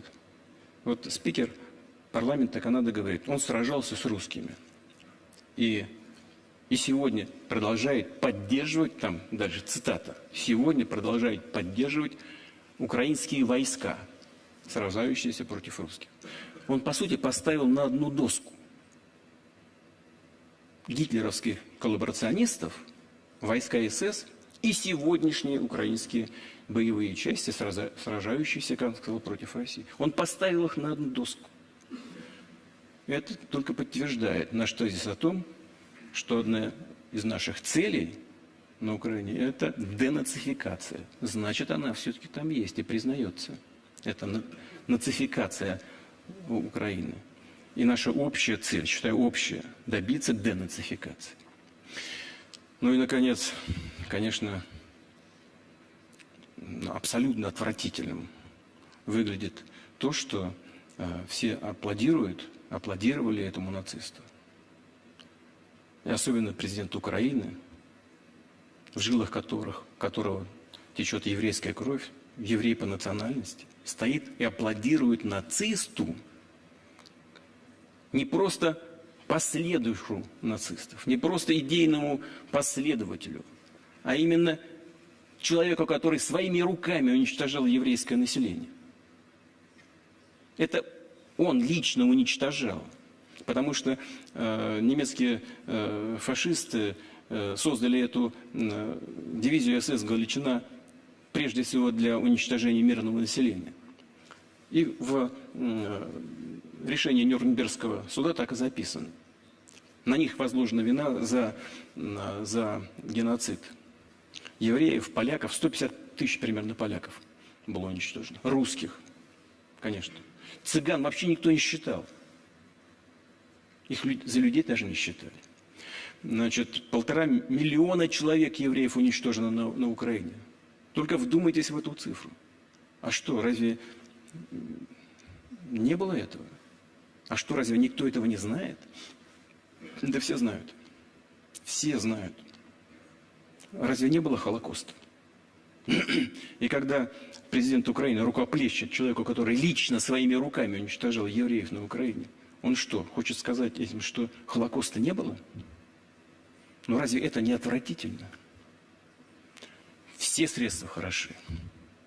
Только бы они боролись против России. Такие люди. И все средства хороши, если используются в борьбе против России. Но я могу представить себе, что есть просто непреодолимое желание победить Россию на поле боя, добиться ее стратегического поражения. Но разве можно это делать такой ценой? Мне кажется, что это вот это просто в высшей степени отвратительно. И очень рассчитываю на то, что ну, не только мы здесь вот в узком кругу на Валдайском клубе будем об этом говорить, но что все-таки как-то общественные организации, те, кому не безразлично будущее человечества, все-таки сформулируют свою позицию по этому вопросу ясно, однозначно и с осуждением того, что произошло. Спасибо. Я видел Габор Штир там. Габор Штир, где ты видел, а сейчас потерял. А, вот. Gábor Stier из Венгрии. Господин президент, я этот раз не буду спрашивать о том, что будет с Одессой. Хотя у нас в Венгрии многие спрашивают, что как будут называть соседнюю страну. С Одессы вы имеете в виду? Нет. А в прошлый раз вы спрашивали, да? Да, что это у меня другой вопрос. Ну, да, пожалуйста, извините. Да.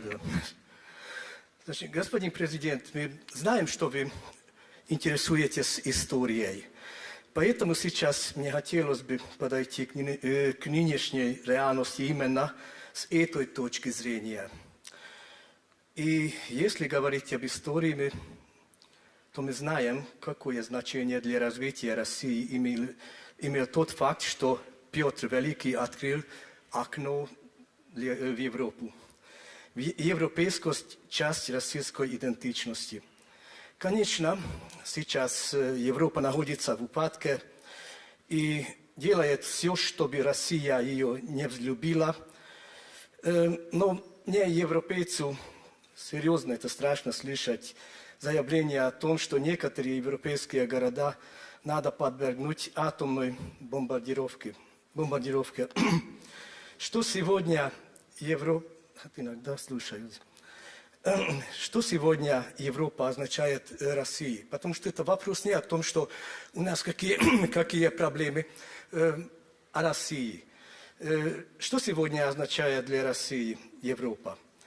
Отвернется ли Россия полностью от него? И не думаете ли, что было бы ошибкой замуровать это окно?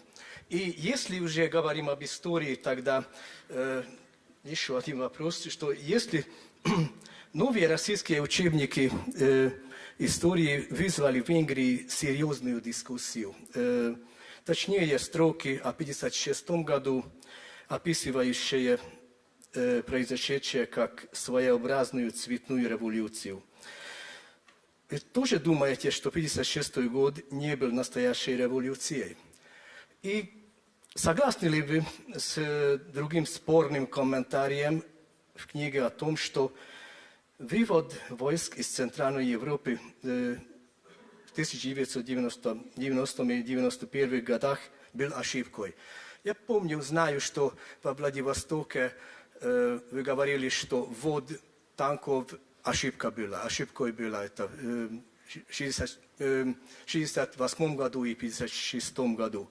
Но если это ошибкой была, тогда как вы думаете, что этот вывод войск это тоже ошибка? Вы считаете, что это вопрос? Это повод для написания диссертации, наверное. Значит, вы сказали, что не будете говорить про Одессу, хотя упомянули. Но вот я в прошлый раз воздержался, могу сказать, что Одесса – это, конечно, русский город. Ну, вот чуть-чуть еврейский, как вот мы сейчас говорим. Вот чуть-чуть. Вот. Но сейчас не будем на этот счет рассуждать, если вы настроены поговорить на другую тему. Значит, во-первых, окно в Европу. Вы знаете, сейчас вот коллеги говорили, мир меняется. И лазить все время в окно туда-сюда, значит, штаны себе рвать, не самое лучшее занятие. И зачем лезть в окно, когда есть другие двери? Это первое. Второе. Россия, без всякого сомнения, цивилизационный код России, так же как Европа, основан на христианстве. И это, безусловно, нас объединяет. Но мы не собираемся навязывать себя Европе, если она этого не хочет. Мы же не отказываемся. Мы его не захлопываем. Вы сказали, сожалеем мы или не сожалеем. Ну, что нам сожалеть? Это же не мы захлопываем дверь для совместного общения. Это же Европа от нас отгораживается. И создает такой новый железный занавес. Не мы его создаем, а европейцы его создают. Себе в убыток и себе в ущерб. Вот я уже говорил, могу повторить, экономика, скажем, Соединенных Штатов, она растет 2,4%, а экономика Европы в рецессию уходит. Уже ушла. И некоторые деятели европейские, которые точно совершенно не настроены положительно, дружественно как-то к нашей стране, они дают правильный диагноз. Благополучие было основано на дешевых энергоносителях из Европы и на освоении китайского рынка. Благополучие Европы было основано на этих факторах. Ну, конечно, высокие технологии, трудолюбивые, дисциплинированный рабочий класс, талантливые люди. Все это, безусловно, так. Но есть фундаментальные факторы, от которых сама Европа отказывается. Я вот во вступительном слове говорил о суверенитете. Вы понимаете, в чем дело? Ведь суверенитет имеет многовекторные измерения. Вот мы почему все время говорим, и я все время говорю, что Россия не может существовать как несуверенное государство. Она просто перестанет существовать совсем. Потому что дело не только в вопросах военной и другой безопасности. Дело и в других составляющих. Вот что с Европой произошло. Многие европейские лидеры, чтобы только не обвиняли меня в том, что я на кого-то там грубо наезжаю или что-то шельмую кого-то, сами европейцы, многие, говорят о том, что Европа утратила суверенитет. Скажем, в экономическом локомотиве Европы, в Федеративной Республике, ведущие политики уже неоднократно подчеркивали, что после 1945 года Германия никогда не была в полном смысле этого слова суверенным государством. К чему это приводит на практике, в том числе и в экономической жизни? Вот спровоцировали Соединенные Штаты, а я думаю, что, я даже не сомневаюсь, это они спровоцировали украинский кризис, когда поддержали госпереворот на Украине в 2014 году. Они же не могли не понимать, что это красная черта, мы 1000 раз об этом сказали. Нет, полезли. Ну вот мы получили сегодняшнюю ситуацию. И я подозреваю, что не случайно. Им нужен был этот конфликт. Результат. Утратившая давно часть, ну не полностью, но значительную часть своего суверенитета Европа вынуждена была сразу встать в хвост своему суверену и последовать за его политикой. Перейти к политике санкций и ограничений в отношении с Россией. Вынуждена была, понимая, что это идет ей во вред.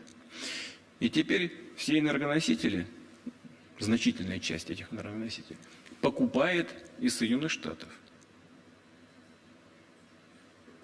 На 30% дороже. Значит, ввели ограничения на нефть, на российскую. А результат какой?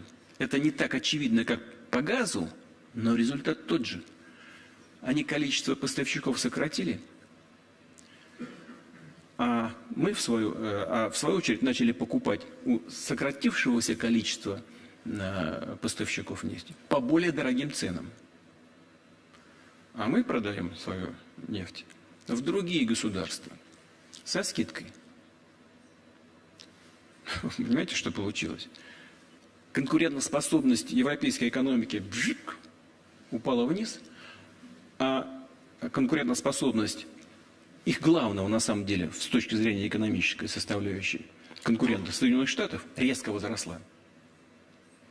И других стран, в том числе в Азии, тоже возросла. Своими руками в результате утраты части своего суверенитета своими руками вынуждены были пойти на принятие решений себе во вред.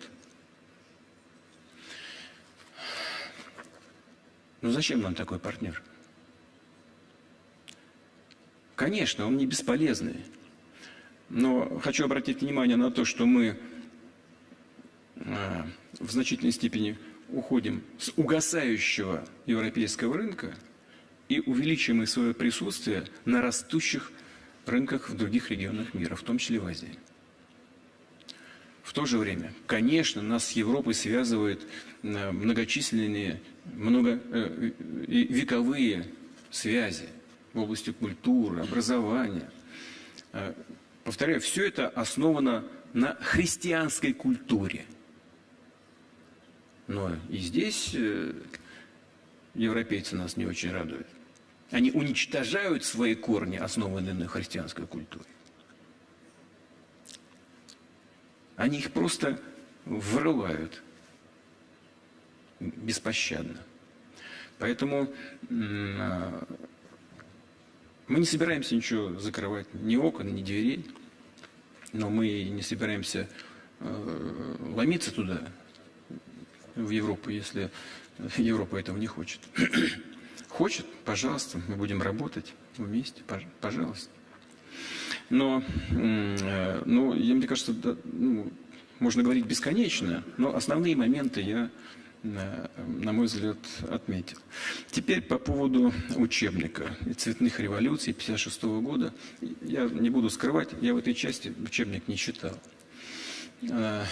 И по поводу вывода войск. Конечно, это тоже исторические факты. И тогда, в 1956 году, многие западные страны разжигали проблемы, которые имели место быть. В том числе это связано было и с ошибками тогдашнего венгерского руководства. Готовили и боевиков готовили за границей, перебрасывали их в Венгрию. Но это, на мой взгляд, все-таки в чистом виде назвать какой-то цветной революцией сложно, потому что все-таки были, конечно, был внутренний базис серьезного протеста внутри самой страны. Это, на мой взгляд, вещь очевидная. Что касается, да и потом вряд ли нужно сегодняшние формулировки переносить в середину прошлого века. Что касается вывода войск. Вот я глубоко убежден, что нет никакого смысла с помощью войск подавлять внутренние тенденции в той или иной стране, в народе, к достижению тех целей, которые он считает приоритетными для себя. Это касается и европейских стран, и восточноевропейских в том числе. Но не было никакого смысла держать там войска, если народы этих стран не хотели их видеть на своей территории.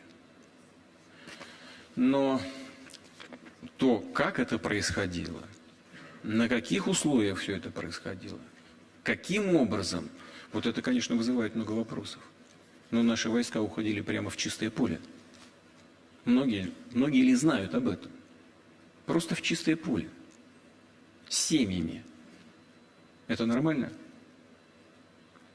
При этом каких бы то ни было обязательств, каких бы то ни было правовых последствий вывода этих войск, тоже не было сформулировано ни советским, ни российским руководством. Западные партнеры не взяли на себя вообще никаких обязательств. Ну, хотя бы вернулись к вопросу расширения или не расширения НАТО на восток. Да, было все обещано. Ну, американские наши партнеры не отрицают это устно. А потом нам все говорят: а где бумажка? Нет бумажки. Ну и все, и до свидания. Обещали? Ну, вроде как обещали. Но это ничего не стоит. Мы знаем, что и бумажка-то у них ничего не стоит. Они и бумажку-то любую готовы выбрать, но хотя бы что-то зафиксировали на бумаге. И при выводе войск могли бы что-то согласовать. Согласовать вопросы обеспечения безопасности в Европе. Добиться какой-то новой конструкции в Европе. И вот у той же немецкой социал-демократии, у господина Эгона Бара, были предложения, я уже об этом как-то говорил, создать новую систему безопасности в Европе, которая включала бы и Россию, и те же Соединенные Штаты, и ту же Канаду, но не НАТО, но вместе со всеми, для Восточной и Центральной Европы. И, на мой взгляд, это бы решило многие проблемы сегодняшнего дня. А он тогда сказал, умный был дед, точно сказал, он говорит: иначе вы увидите, все будет то же самое, только ближе к России. Немецкий политик. Опытный, грамотный и умный человек был. Никто его не послушал. Ни советское руководство, ни тем более на Западе и в Соединенных Штатах. Ну вот мы сейчас имеем то, что он говорил. Понимаете? Поэтому вывод войск, да, держать было бессмысленно. Но условия вывода, вот об этом надо было точно поговорить. И добиться создания такой ситуации, которая бы, может быть, не привело бы к сегодняшним трагедиям и к сегодняшнему кризису. Так, ну, пожалуй, все, да, я ответил на ваши вопросы. Да, если что-то подзабыл, пожалуйста. Спасибо. Раз про Германию заговорили, Штефан Худ, вот там вот, по центру. Да, меня зовут Штефан Худ, я из Германии.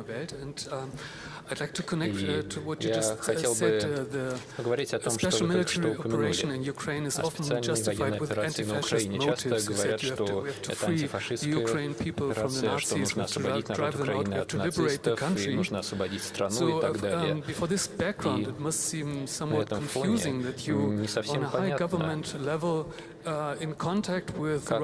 так может быть. Получается, мы ведем контакты на высоком уровне, мы ведем контакты между парламентами, и даже немецкие партии ведут контакты. У нас есть тоже партии, которые по своей сути глубоко российские, и, конечно, у них нет никакого сочувствия российскому народу, и они совершенно не понимают, что Россия — это многонациональная страна, как говорилось уже в вашем выступлении. И вот что я хотел бы понять. На что вы рассчитываете? На что рассчитывает ваше правительство от контактов с парламентами других стран, с другими партиями, с партиями, которые имеют подобный толк, практически фашистский? И понимаете ли вы, что антифашизм в Европе также не поддерживает вашу политику? Европейское антифашистское движение не поддерживает российские действия. Извините, пожалуйста, я хотел бы вас попросить конкретизировать, что вы имеете в виду, когда говорите про фашистские силы и про фашистские партии, про их отношение к России и так далее. Будьте добры, прямо конкретно, иначе мы будем говорить на полутонах, а лучше прямо. Итак, глава АфД Тину Кхукамер провел официальную встречу с министром иностранных дел Сергеем Лавровым в 2020 году. И это была официальная встреча. И часть АфД, по сути, основана на фашистском движении. И антифашисты в Германии не совсем понимают смысл таких контактов и не понимают смысл политики России в отношении таких партий. Извините, пожалуйста, в чем вы видите, вот и чем подтверждается то, что вы сказали, что они основаны в своей деятельности на каких-то фашистских, профашистских, национал-социалистических идеях? Вот конкретно можете мне сказать, о чем там речь? Björn Höcke, например, напрямую связан с фашистами. Он регулярно выходит на демонстрации в Дрездене в годовщину событий, и он выходит вместе с фашистами. Это представитель партии «Альтернатива для Германии», напрямую связан с нацифашистским движением, и об этом часто говорят. Он не скрывает, что это правая партия. Понятно. Значит, смотрите, вы начали с Украины и спросили меня, справедливо ли то, что мы публично заявляем, что мы стремимся к денацификации украинской политической системы. Ну вот мы сейчас только обсуждали ситуацию, которая сложилась в канадском парламенте, когда президент Украины стоял и аплодировал нацисту, убивавшему евреев, русских и поляков. Это разве не признак того, что на Украине сложилась система, которую мы вправе называть пронацистской? Лидер государства стоит и аплодирует нацисту. И не просто какому-то идейному последователю нацизма, а реальному нацисту, бывшему солдату СС. Это разве не признак нацификации Украины? И разве это не дает нам право говорить о ее денацификации?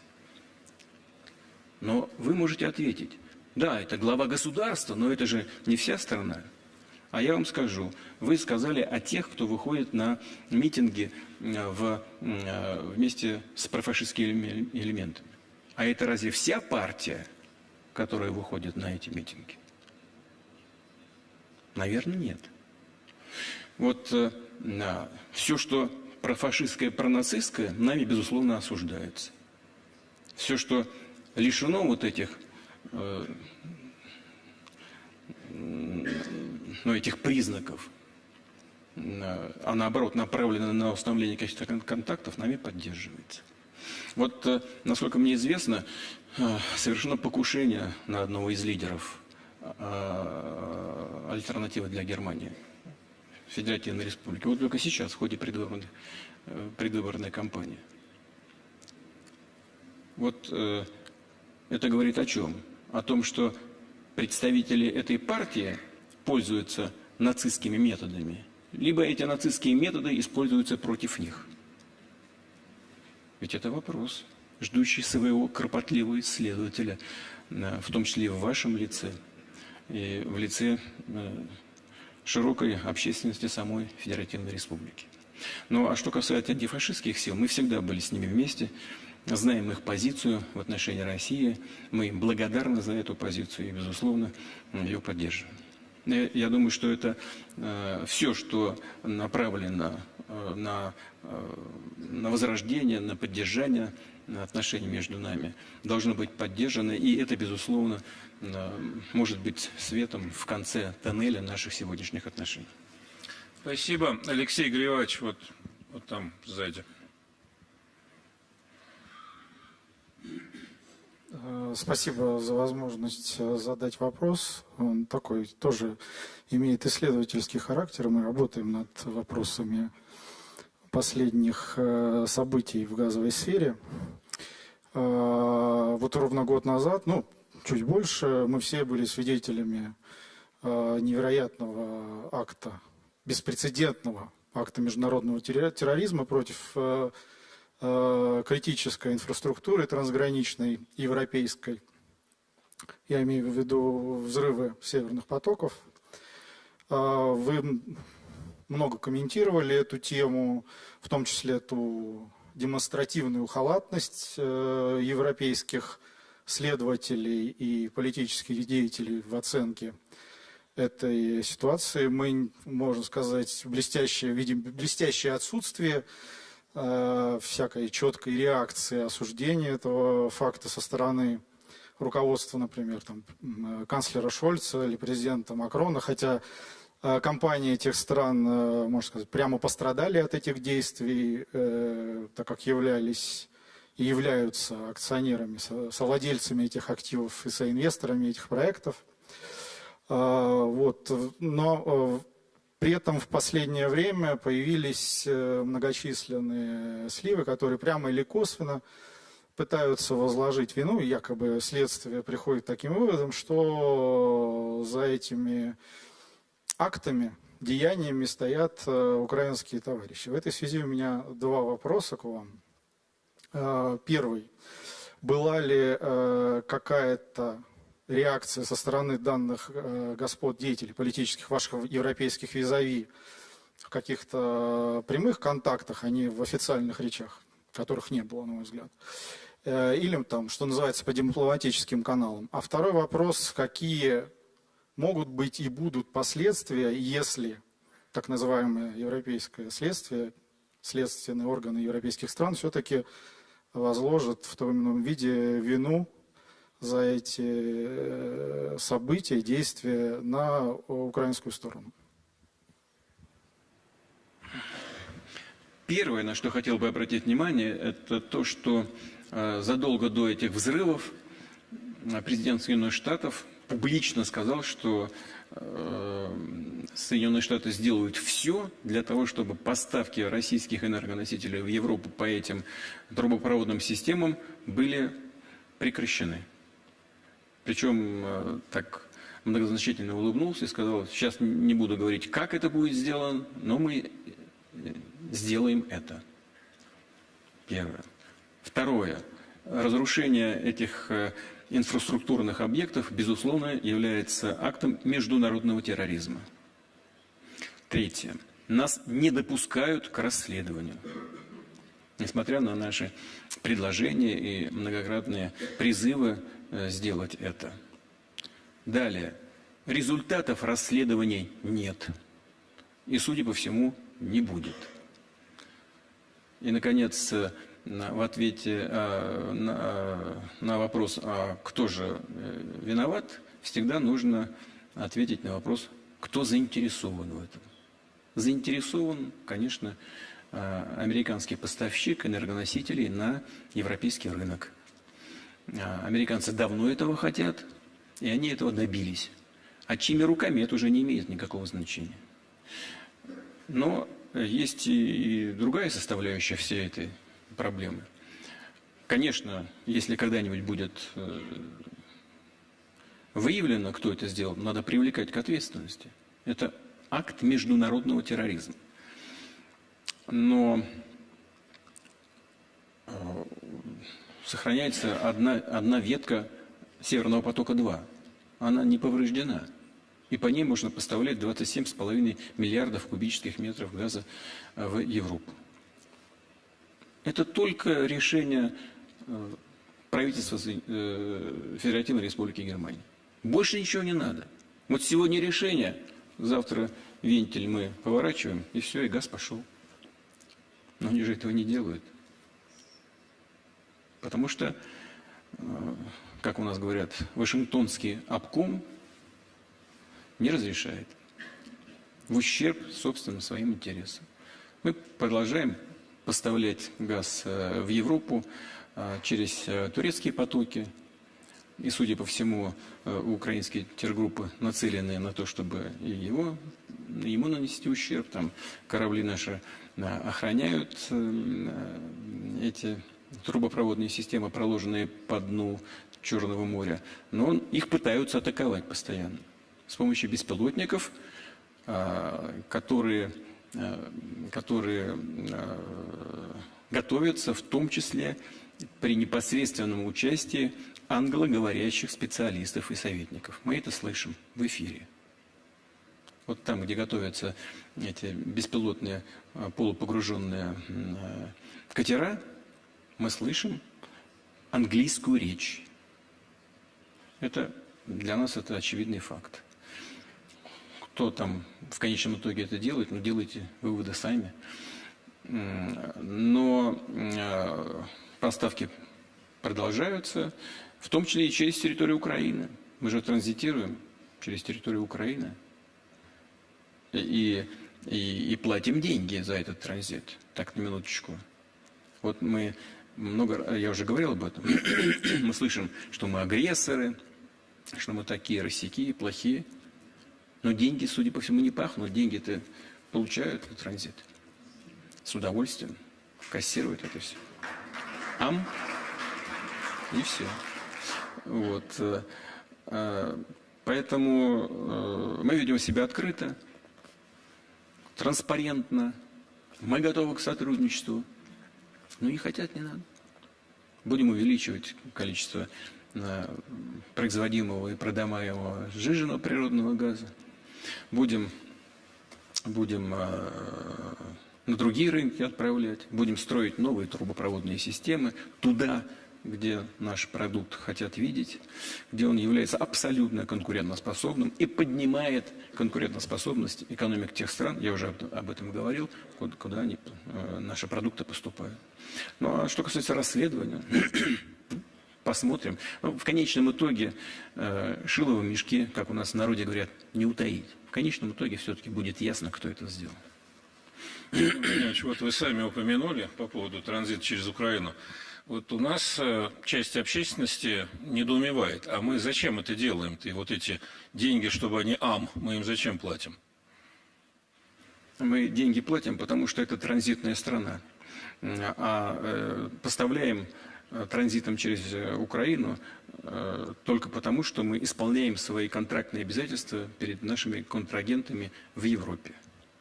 Но это же укрепляет обороноспособность нашего противника. Но это укрепляет и наше финансовое состояние. Мы же деньги за это получаем. Понятно. Спасибо. Так, Магомед Иксанов давно тянет. Thank you so much. Благодарю вас. Для меня большая честь и отличная возможность слышать ваше выступление.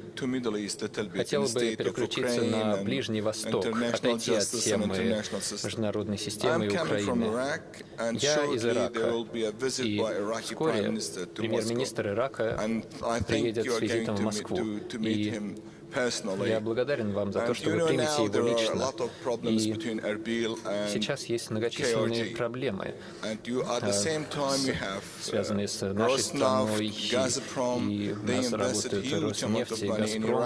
Они вложились на большие суммы в Ирак и в Курдистан, в частности. И считаете ли вы, что сейчас существует возможность помочь сторонам конфликта в Курдистане достичь мирного решения и мирно разрешить все проблемы, которые сейчас существуют, поскольку в регионе есть и другие страны, которые хотели бы, например,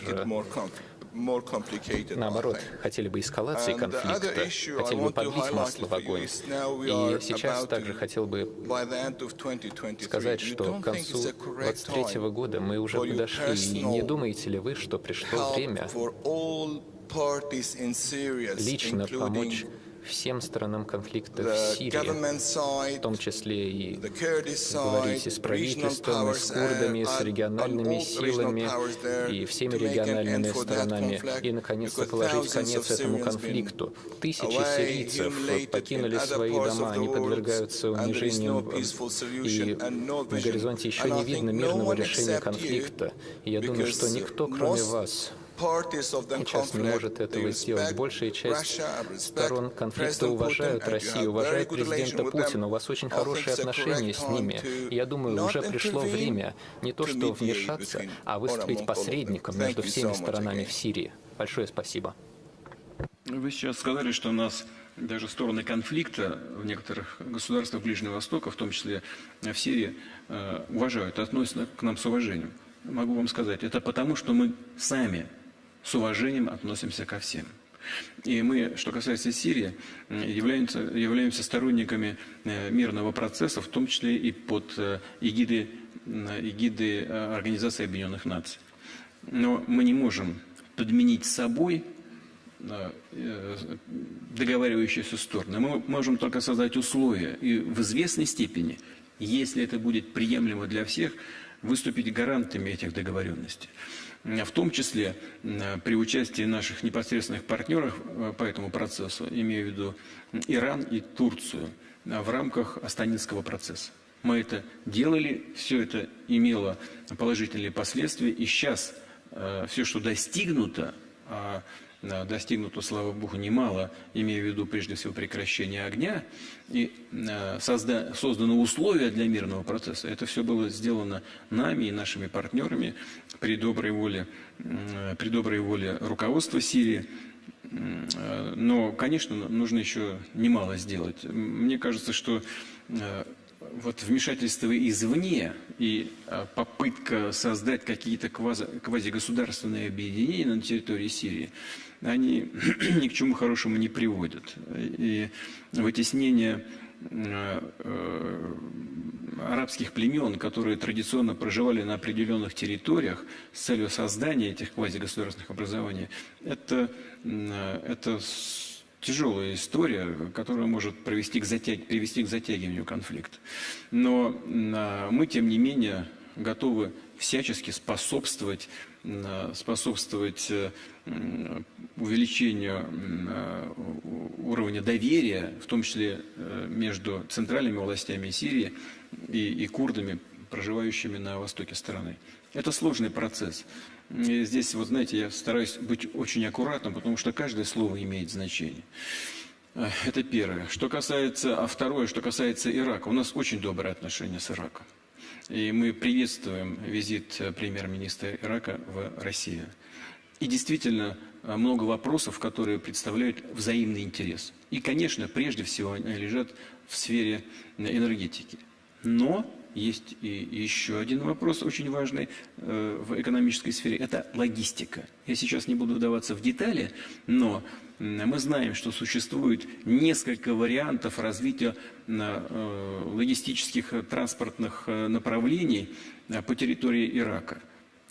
В целом они все нас устраивают. Надо только выбрать наиболее оптимальные проекты. Мы готовы принять участие в их реализации. Господин премьер-министр приедет, и мы с удовольствием обсудим все эти вопросы, в том числе и касающиеся региональной безопасности и безопасности внутри самого Ирака. Мы на протяжении многих-многих десятилетий поддерживали самые близкие, тесные и доверительные отношения с Ираком. У нас там очень много друзей, и мы хотим и стремимся к тому, чтобы в стране наступила ситуация стабильности, и на основе этой стабильности развивалась экономика и социальная сфера. Мы ждем приезда господина премьер-министра. Я уверен, что этот визит будет очень продуктивным и является своевременным. Спасибо. Тайсуки Абиру, пожалуйста, вот здесь.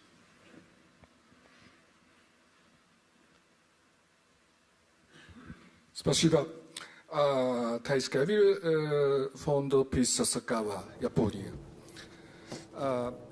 Последний раз мне дали возможность задавать вопрос. Это в 2018 году, 5 лет назад, Но после начала войны в Украине Япония участвовала в санкциях против России. Россия объявила о приостановке переговоров о заключении мирного договора между двумя странами, о результате чего Япония, российские отношения зашли в тупик. Я лично в ближайшее время я не вижу хорошей перспективы улучшения ситуации. Тем не менее, Россия и Япония – сосед.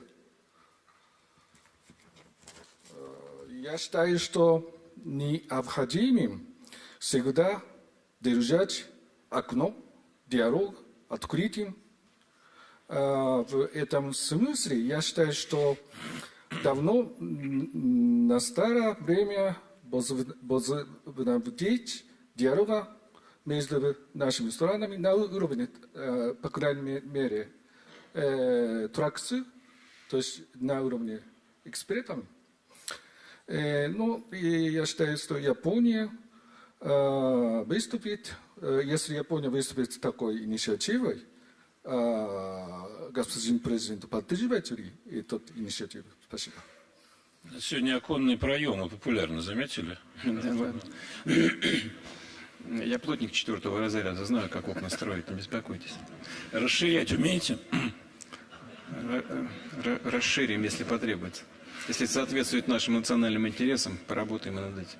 Значит, по поводу Японии. Вы сказали, что вы задавали вопрос в 2018 году, а вот после начала боевых действий на Украине все там изменилось. Боевые действия на Украине начались не после 2018 года, а в 2014 году. Но просто в Японии предпочитали этого не замечать. А более острая фаза началась действительно в 22-м. Но сами боевые действия начались в 14-м. При бомбардировках и атаках бронетехники на Донбасс. Вот все, с чего началось. Я сказал об этом, выступая здесь со вступительным словом. В своем вступительном слове. Теперь по поводу наших отношений. Но не мы же ввели санкции против Японии. Не мы захлопнули вот это окно, в данном случае в Азии. Это же сделала Япония. Мы-то ничего и не делали. Если вы считаете, что настало время, чтобы какой-то диалог имел место быть, и полагаете, что возможным, чтобы японская сторона как-то проявила какую-то инициативу, это всегда неплохо, когда есть какой-то диалог. Вы меня спросили, готовы ли мы на это ответить? Готовы, если будет такая инициатива со стороны той стороны, которая эти двери закрыла или окно. Ну, если вы считаете, пришло время приоткрыть эту форточку, так, ну, пожалуйста. Мы же никогда и не говорили, что мы против. Сделайте это. Александр Ракович.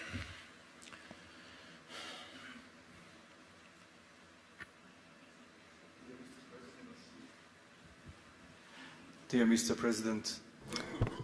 Превосходительство, я историк из Белграда, Сербии. Для меня привилегия быть здесь, видеть вас и говорить с вами. У меня вопрос по поводу вашего мнения о текущих отношениях между Россией и Сербией и текущей позиции сербов на Балканах. Мы, сербы и Россия, являемся ли целью политики Запада, потому что мы выступаем за христианство?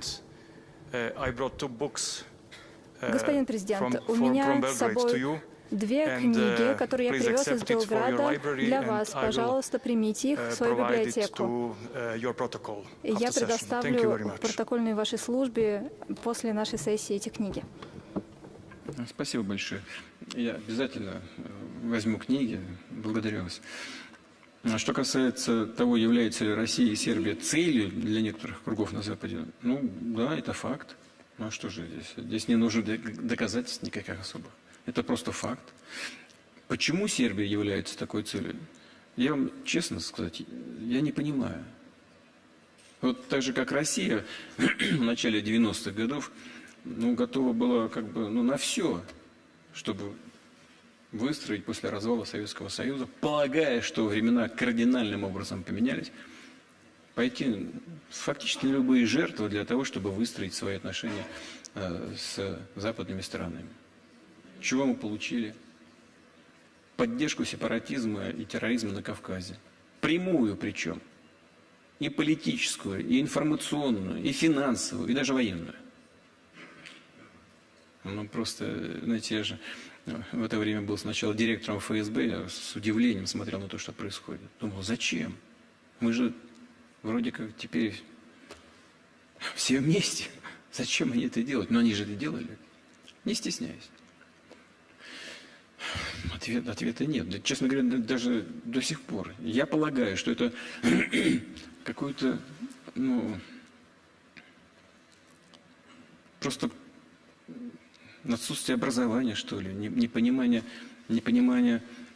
тенденций, непонимание того, как мир устроен, как Россия устроена, к чему это может привести. Просто желание силой додавить. Ничего, кроме силы. Ведь санкции – это что же сила, только в другой форме. Полное желание поиска каких-то компромиссов. А вот эти окрики, о которых я говорил, вы должны, вы обязаны, мы вас предупреждаем. Это что же сила? Попытка использовать элемент силы. Это что же самое? Вот все в этом и заключается. И в отношении Югославии, да, и Сербии. Сначала Югославия, потом Сербия. Зачем? Сербия же тоже вроде ко всему была готова, обо всем хотела договориться. Нет. Надо додавливать. Я, знаете, многократно слышал это. Надо додавить. Это слабое звено. Надо додавить. Философия, вот такая философия. Почему именно сербов надо додавить? Я, честно говоря, не знаю. Даже более того, когда какие-то откровенные разговоры были, у меня были еще нормальные отношения с некоторыми лидерами, когда мне говорили, надо додавить. Я говорю, а зачем? Ответа нет. Просто так. Философия такая сложилась, парадигма. Надо решать вот так. Додавить. Но сербы не тот народ. История не та, культура не та. Вы знаете, скажу, может быть, такую тяжелую вещь. Уничтожить можно. Додавить и подчинить сербов нельзя. Тоже не понимают этого. Но надеюсь, что рано или поздно придет и понимание этой составляющей и европейской политики, и вообще в целом мировой. Придет понимание того, что все-таки более конструктивно договариваться, а не пытаться додавить.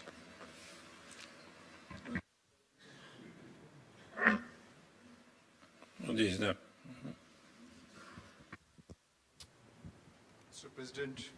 Господин президент, большое спасибо за ваше выступление.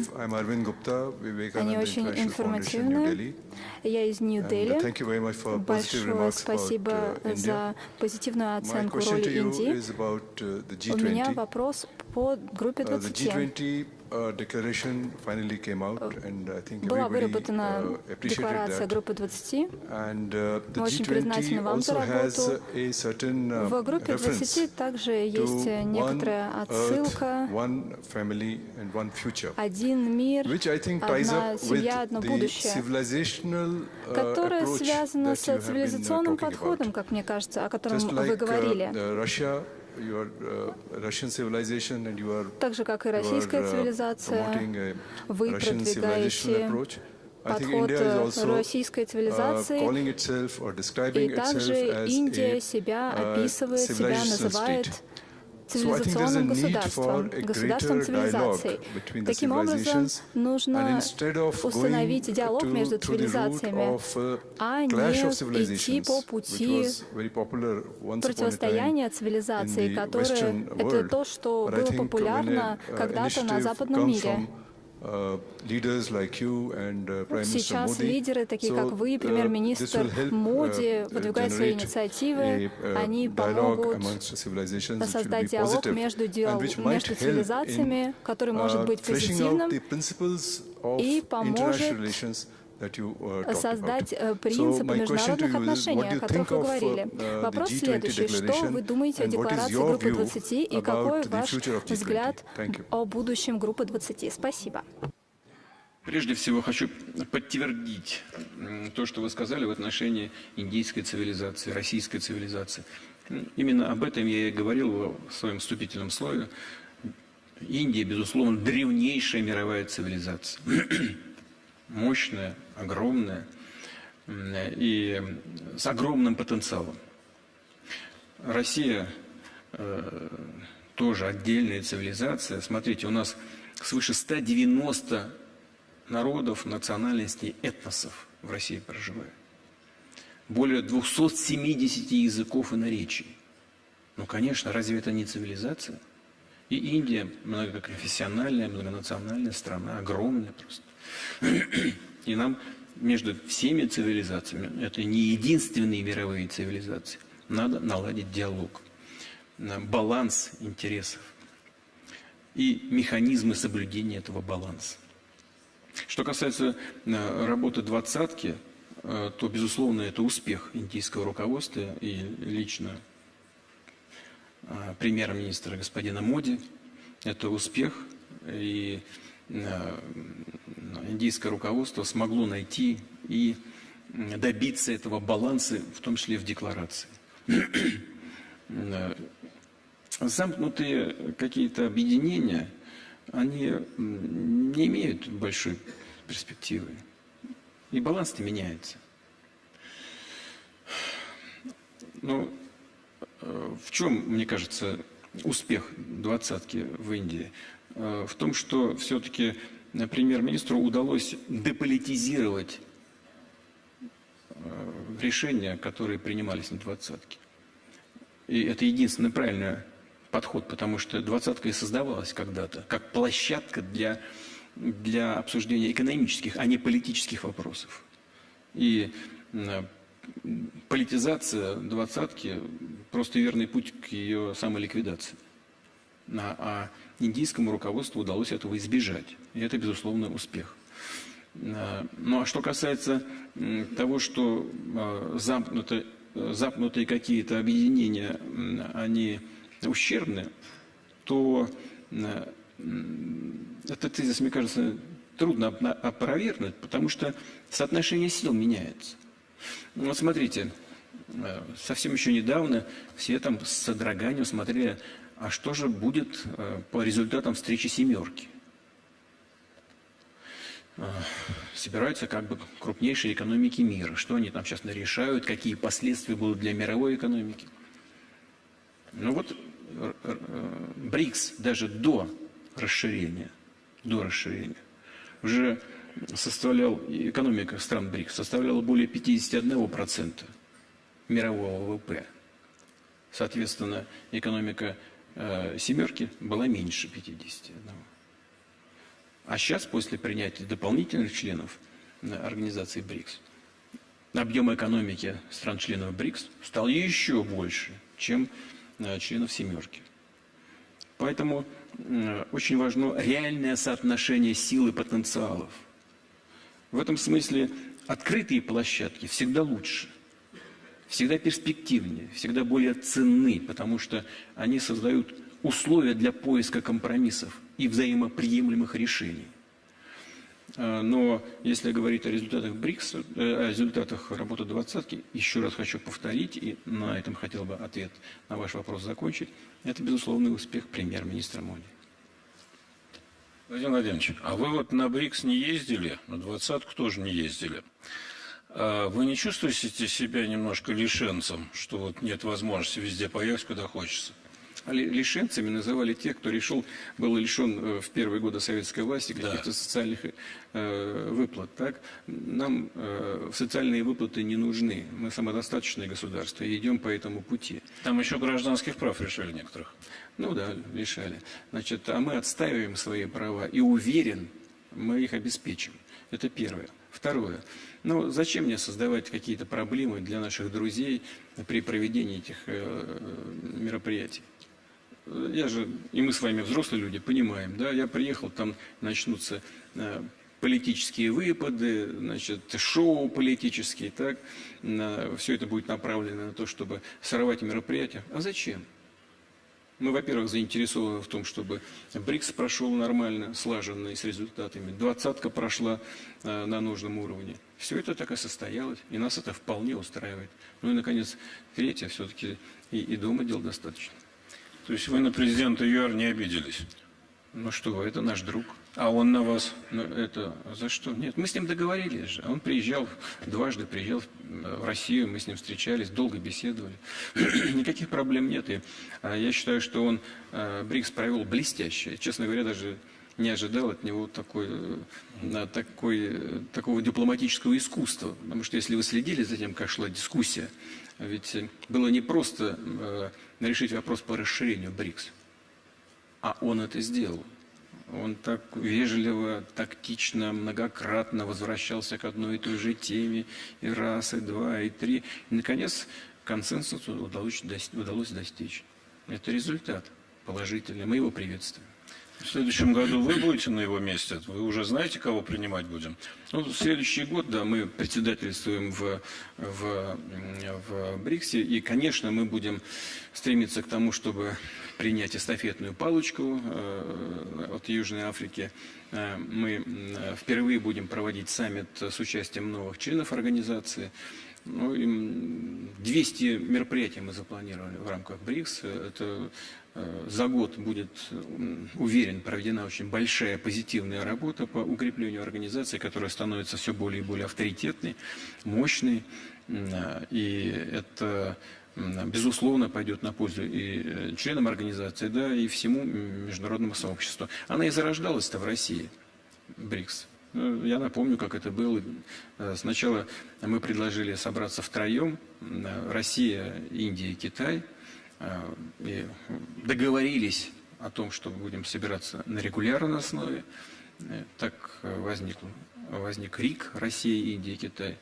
Потом Бразилия изъявила желание и готовность присоединиться к этим дискуссиям. БРИК получился. А потом Южная Африка, Саут Африка. И получился БРИКС.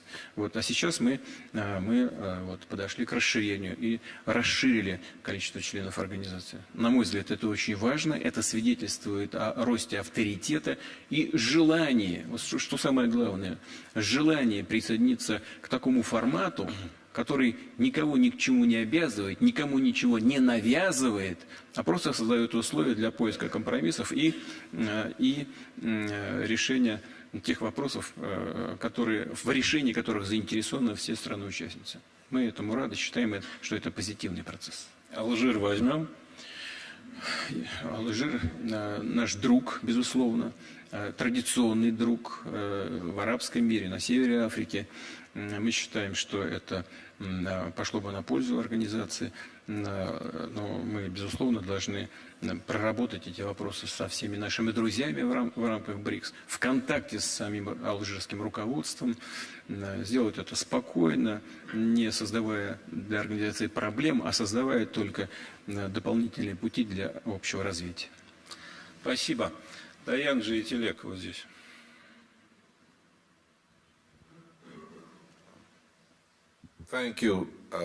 Спасибо, господин президент.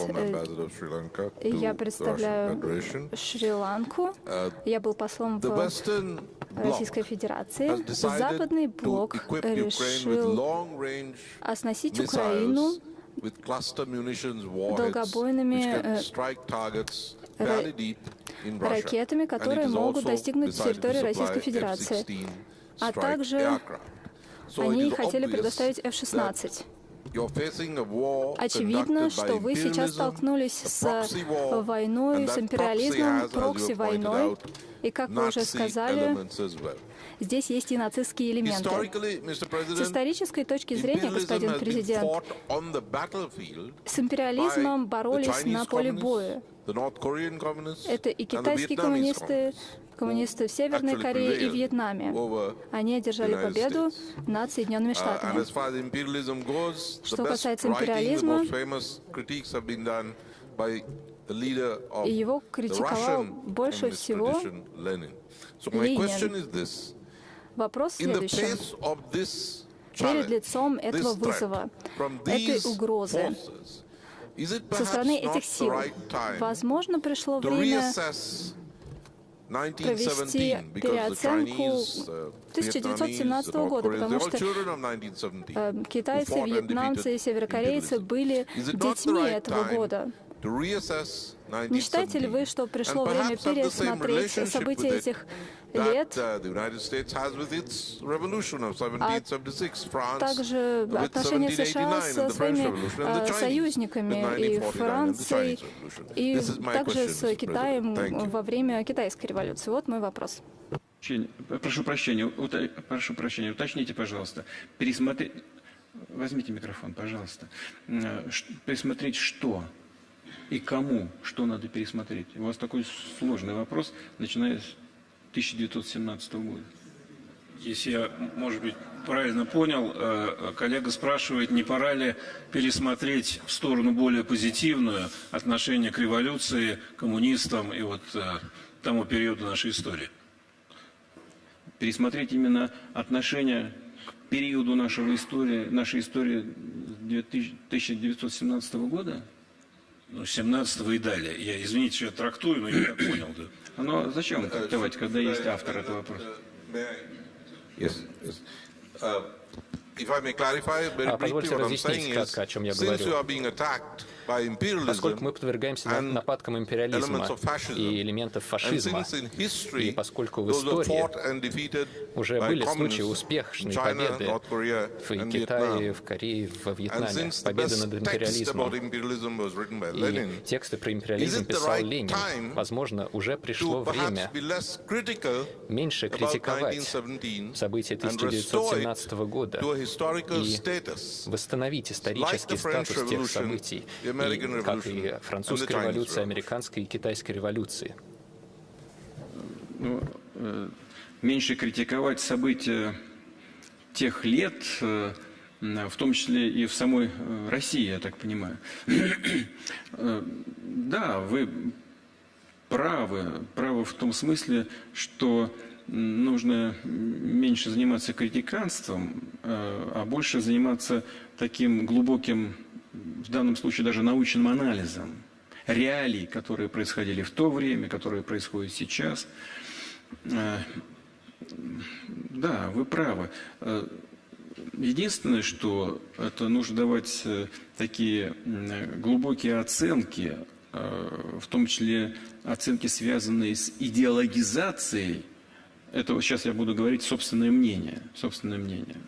Каждый из здесь присутствующих может поспорить с ним. Нужно давать и правильные оценки идеологизации межгосударственных отношений и геополитических интересов. Кроме отношений между классами, отношений в рамках так называемой классовой борьбы, мы не придавали значения, и даже после событий 1991 года, после развала Советского Союза, мы еще находились в парадигме классовых отношений и идеологических отношений. И не замечали, что есть чисто геополитические интересы. Вот отношения с Китайской Народной Республикой Запада. Был момент, когда пытались, и не безуспешно, стравливать Китай и Советский Союз, и Россию. Потому что Китай был сам слабый, не страшно. Теперь, когда Китай начал расти, его под руководством той же Компартии и сегодня представителя Си Цзиньпиня мощь возрастает. чуть ли не каждый день. Ну, все, теперь уже идет возврат к... И тогда, когда пытались его использовать, Китай, тогда забыли про все идеологические разногласия. А сейчас опять их возрождают. Но, по сути-то, в основе своей, в основе политики США в отношении Китая страхи геополитического характера. Мощь, растущая мощь Китая, вот что пугает.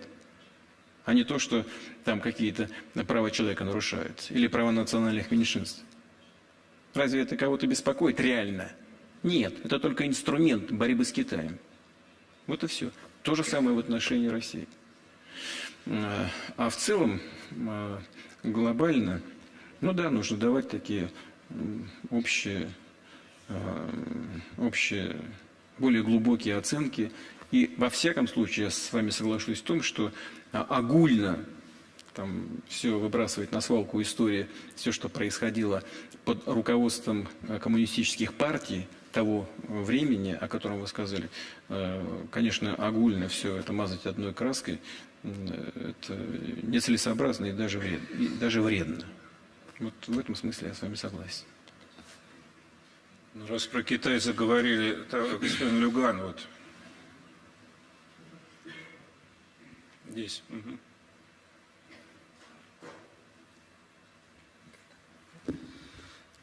尊敬的总统先生，我来自中国的新华社研究院，在本次瓦尔代年会上有专门讨论金砖机制的论坛，给人以启发。美西方全面升级对俄制裁以后，全球南方国家提出拒绝与西方起舞，表现出战略自主。在8月举行的金砖峰会上，有6个国家加入了金砖合作机制。您认为在推动南方国家合作方面的重点是什么？中俄都是新兴发展中国家，可携手发挥什么样的作用？此外，俄罗斯在应对美西方持续的制裁方面将会有什么样的举措 ？Mr.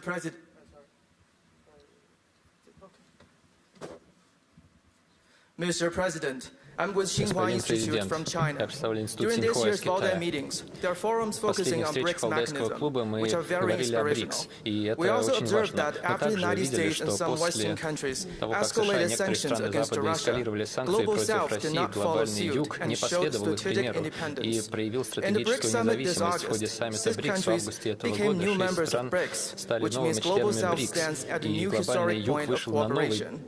As China and Russia are important emerging economies, what both of our countries can do to enhance cooperation of Global South? What are the key areas that need to be strengthened in this regard?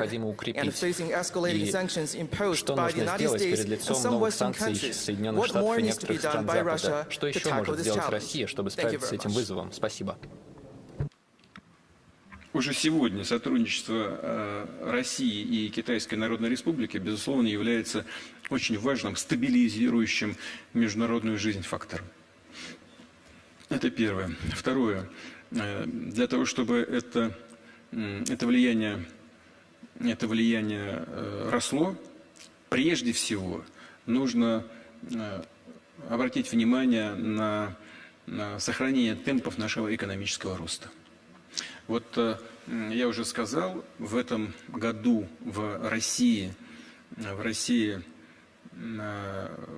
экономический рост, не помню, говорил я или нет, но говорил о некоторых аспектах, если сказал, то повторю, но экономический рост в этом году будет где-то 2,8, а может быть и 3%, поближе к 3%. Говорю это очень аккуратно, но поближе к 3%.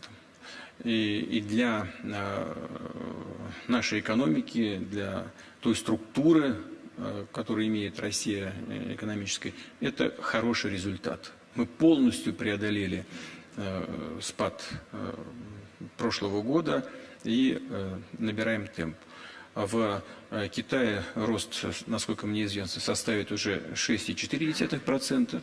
Это очень хороший показатель. Кто бы и чего бы ни говорил по поводу снижения темпов роста китайской экономики, все это болтовня и досужие разговоры, потому что Китай обеспечивает эти высокие темпы и на самом деле является одним из ведущих локомотивов мировой экономики. То же самое происходит в Индии. Там рост еще больше, там 7,6%, по-моему. Поэтому вот страны глобального юга, они набирают обороты. И наша задача обеспечить это лидерство. Это первое. Второе, в области безопасности. Мы видим, что происходит в Европе. Мы видим, что одним из способов провокации и создания кризиса на Украине было неуемное стремление западных стран, прежде всего Соединенных Штатов, расширить НАТО к границам Российской Федерации. Но то же самое они делают и на Востоке, создавая различные замкнутые военные группировки. Они наступают там на те же самые грабли, что и в Европе наступали. Поэтому нам важно своевременно на это реагировать. Мы будем расширять наше взаимодействие и в сфере безопасности. При этом мы не создаем никаких блоков против кого бы то ни было, но вынуждены реагировать на то, что происходит вокруг наших государств. Ну и, наконец, мы, безусловно, будем реализовывать те планы инфраструктурного развития, которые связаны и со строительством Большой Евразии, Евразийского экономического союза и планов наших китайских друзей по развитию идеи председателя Си Цзиньпина «Один пояс, один путь». Я уже об этом говорил, считаю, что это очень перспективно. Но и, наконец, у нас очень много сотрудничества намечено в гуманитарных сферах, в сфере культуры, студенческих обменов, спорта. Это чрезвычайно важно для государств-соседей. Мы реализуем достаточно крупные инфраструктурные проекты уже в двустороннем плане и будем это делать дальше. Надеюсь, мы все это обсудим в ближайшее время в ходе нашей встречи с председателем Си Цзиньпинем в рамках форума, который председатель проводит в Пекине в октябре этого года. Так, Михаил Ростовский там вот тянет. Владимир Владимирович, вступление Украины в НАТО для России категорически неприемлемо. Но насколько я помню ваше прошлое выступление по поводу вступления Украины в Европейский Союз, вы были настроены гораздо менее негативно. Не изменилась ли ваша точка зрения за прошедший год? Будет ли Россия возражать против вступления Украины в Европейский Союз? И считаете ли вы, в принципе, возможным такое вступление? Мы никогда не возражали и не высказывали какой-то негативной позиции в отношении планов вступления Украины в Европейское экономическое сообщество. Никогда. Что касается НАТО, да, мы всегда были против, и эта позиция имеет под собой определенные серьезные основания, поскольку расширение НАТО к нашим границам непосредственно угрожает нашей безопасности. Это серьезнейший вызов для безопасности Российской Федерации. Это же не только политический блок, это военно-политический блок. И приближение инфраструктуры несет для нас серьезную угрозу. А что касается экономического взаимодействия любой страны, экономических союзов, мы не видим для себя никакой военной угрозы, поэтому не считаем себя вправе даже обсуждать эту тему. Это дело самой Украины и европейских государств. В свое время президент Янукович, кстати говоря, не отказываясь от ассоциации с Евросоюзом, сказал, что нужно дополнительно просто проработать эти вопросы, потому что считает, что условия договора о создании этой ассоциации с Евросоюзом оно несет определенные серьезные угрозы для украинской экономики. И на самом деле, если почитать, что там написано было, то он был абсолютно прав. Там открытие границ, создание абсолютно неприемлемых условий для функционирования украинской экономики, украинского реального сектора экономики. Ну, товары-то более конкурентоспособны европейские.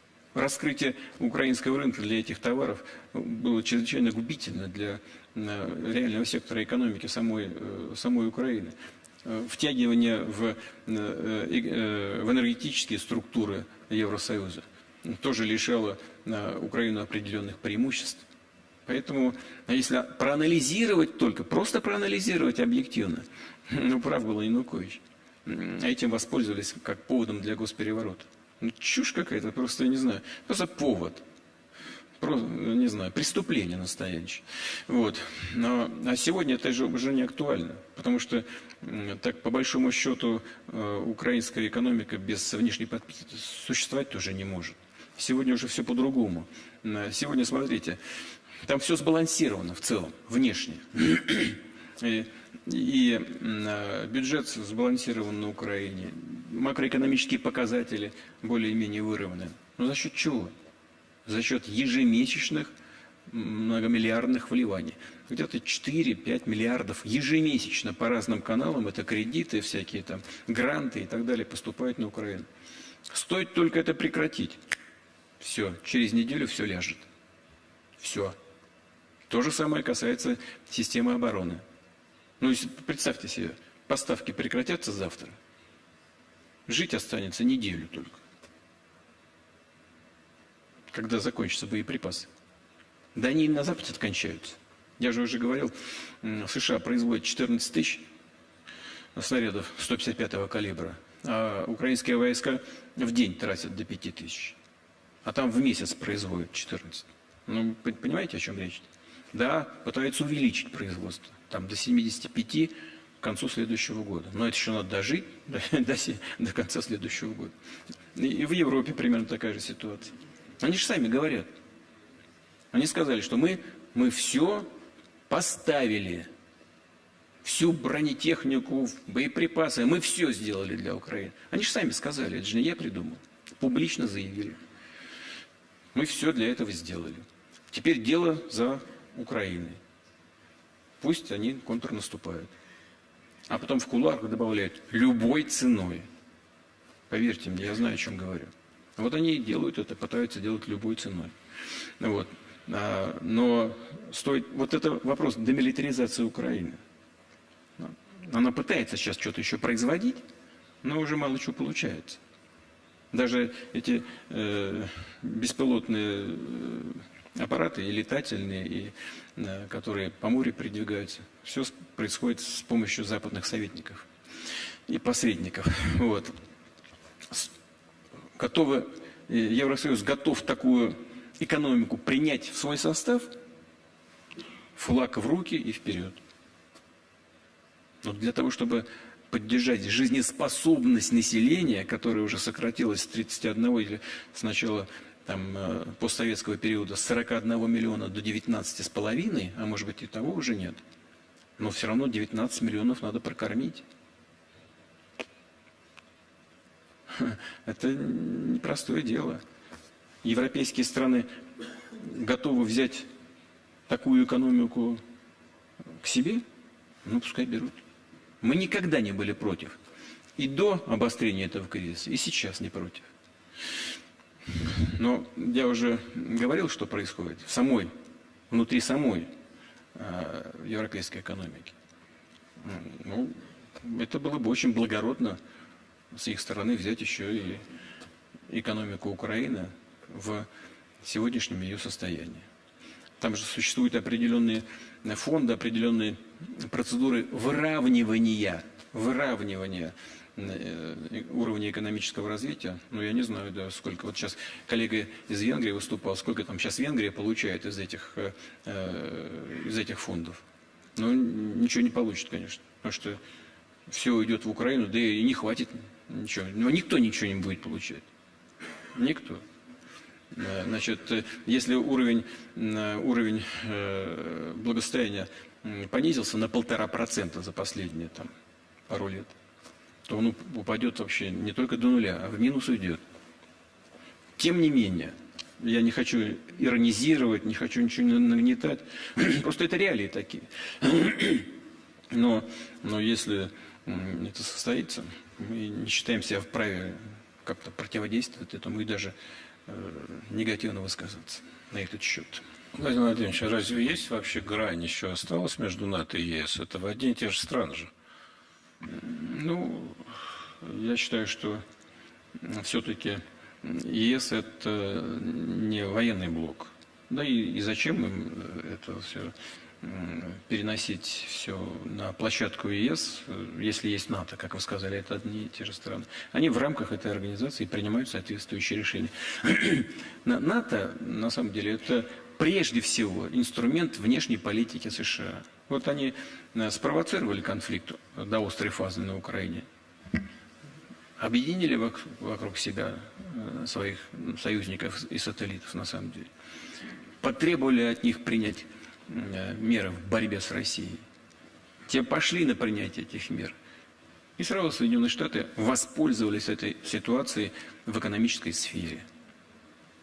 Навязали свои энергоносители дорогие, приняли у себя решения, связанные с повышением привлекательности своей экономики и своих рынков. И чего? Это же факт. Многие промышленные предприятия Европы и Германии принимают решение переехать в США. Вот конечный результат всей этой цепочки. Ну, если... Я же знаю и уверен, это же многим не нравится в той же Европе. Все же это видят и понимают. Но сделать ничего не могут. Да и элиты сегодняшние европейские, судя по всему, не готовы бороться за свои интересы. Просто не могут, не готовы. Зависимость очень большая в сфере экономики. Отчасти их это понять-то даже можно. Ну, поэтому я уверен, постепенно все будет выравниваться. И те же Штаты, на мой взгляд, совершают колоссальную стратегическую ошибку. Просто колоссальную. Я же говорил на публичных мероприятиях разного рода.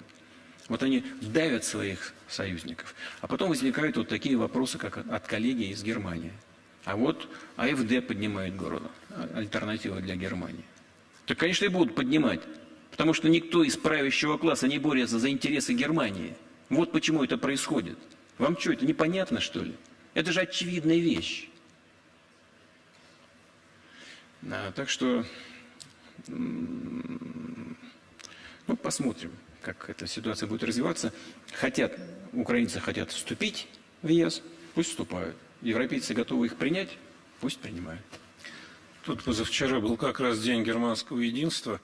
Я прочитал в какой-то газете, что там была большая проблема. На мероприятие пришел Герхард Шрёдер, и все действующие политики решали задачу, как не оказаться рядом с ним, потому что он ваш друг. У вас друзья остались еще в Германии, кстати? Вы знаете, дело не в том, остались ли у меня друзья в Германии, хотя у меня там есть друзья, и количество их растет, как мне покажется странным. За счет тех, о ком говорит Штефан, нет? Неважно. Прежде всего, за счет тех, которые преследуют интересы своего собственного народа и не хотят обслуживать чужие интересы. Что касается Шрёдера, то Германия должна гордиться такими людьми, как он. Он настоящий сын своего народа. Он прежде всего думает об интересах немецкого народа.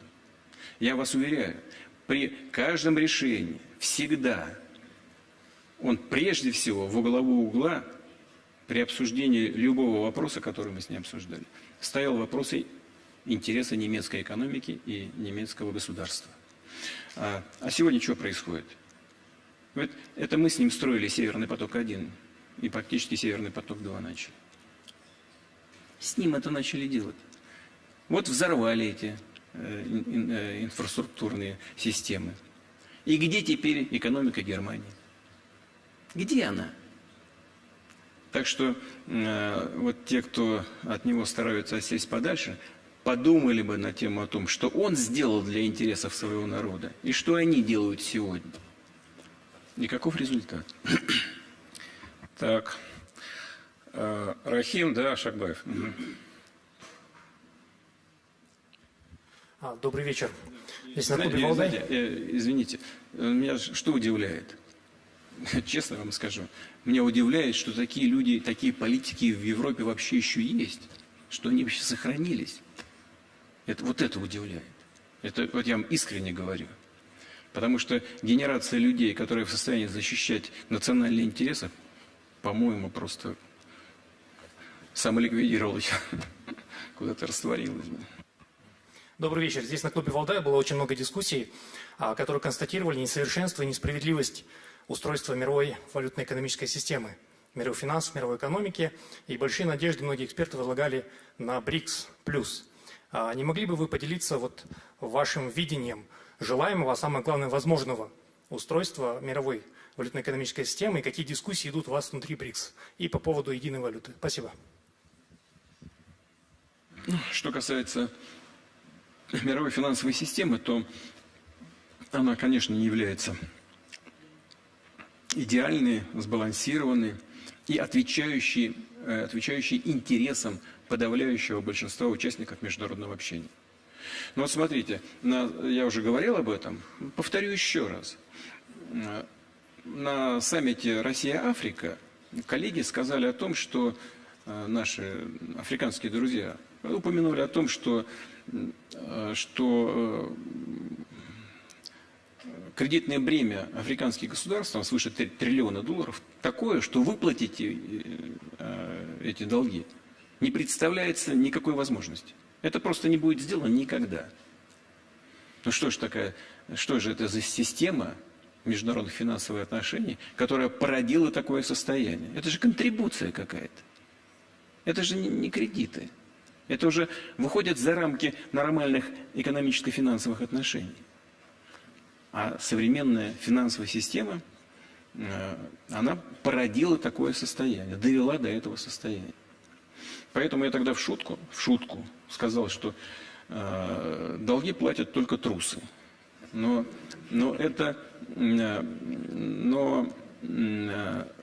предупредил, что это шутка.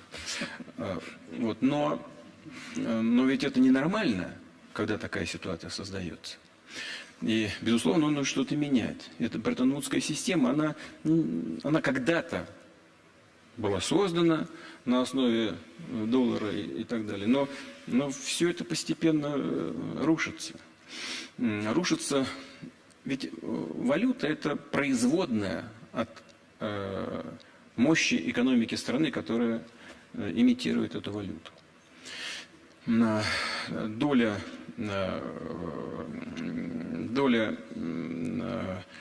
американской экономики в мировом ВВП сокращается.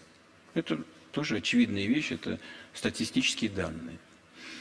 Доля стран БРИКС, я тоже об этом говорил, она по паритету покупательной способности в отношении доли стран «семерки» увеличивается. И увеличивается, особенно после принятия новых членов в состав организации, это серьезное значение уже, разница достаточно серьезная. Да, экономика Соединенных Штатов, еврозоны, она основана на современных технологиях, доходы на душу населения гораздо выше, чем в развивающихся экономиках. Но тенденция-то какая? Там в рецессию и минус все уходит, а в странах БРИКС вот такой рост. Даже после ударов по российской экономике, и, видимо, они были рассчитаны на то, что страна просто развалится, экономика развалится, и страна, Россия, развалится.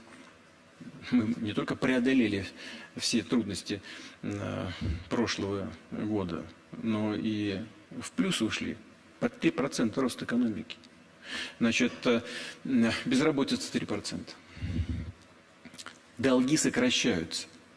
Мы существенным образом сократили внешнюю задолженность. Все наши компании обслуживают все свои долговые обязательства. Да, у нас есть проблемы, мы их видим. Невозврат выручки, ослабление валюты национальной. Мы это видим, и Центральный банк, и правительство реагирует на это. Я уверен, что шаги правильные. и будут результаты хорошие. Но что касается БРИКС, то нам сейчас нужно не единую валюту создавать, а нам нужно наладить систему расчетов, создавать финансовую логистику с тем, чтобы обеспечить расчеты между нашими государствами. Переходить на расчеты в национальных валютах, при этом понимая, что происходит с нашими национальными валютами. Макроэкономические показатели наших экономик иметь в виду при этом. Значит, курсовые разницы, значит, инфляционные процессы. Непростая ситуация, но она решаемая. Над этим надо работать. Вот мы вчера с экспертами с нашими обсуждали этот вопрос, в том числе и возможность создания единой валюты БРИКС. Ну, теоретически, да, наверное, это возможно. Но вот для того, чтобы к этому когда-то подойти, нужно добиться определенного паритета в развитии экономик наших стран. Ну, это очень дальняя перспектива. В свое время, как мне коллеги сказали, еврозона перешла к евро, к единой валюте, не подумав о том, как она будет работать в отношении стран с разным уровнем экономического развития. И возникли проблемы. Зачем нам наступать на те же самые грабли? Это просто такой вопрос даже не стоит в повестке дня.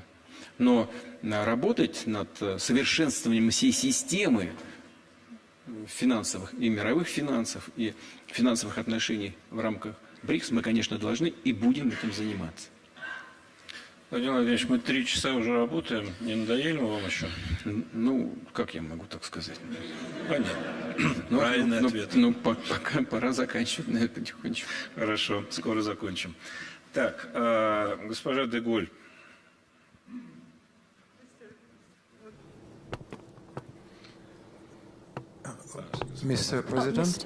Господин президент, я Пьер де Голь, председатель франкофонной организации. Я истинный друг вашей страны, так же, как и моя семья.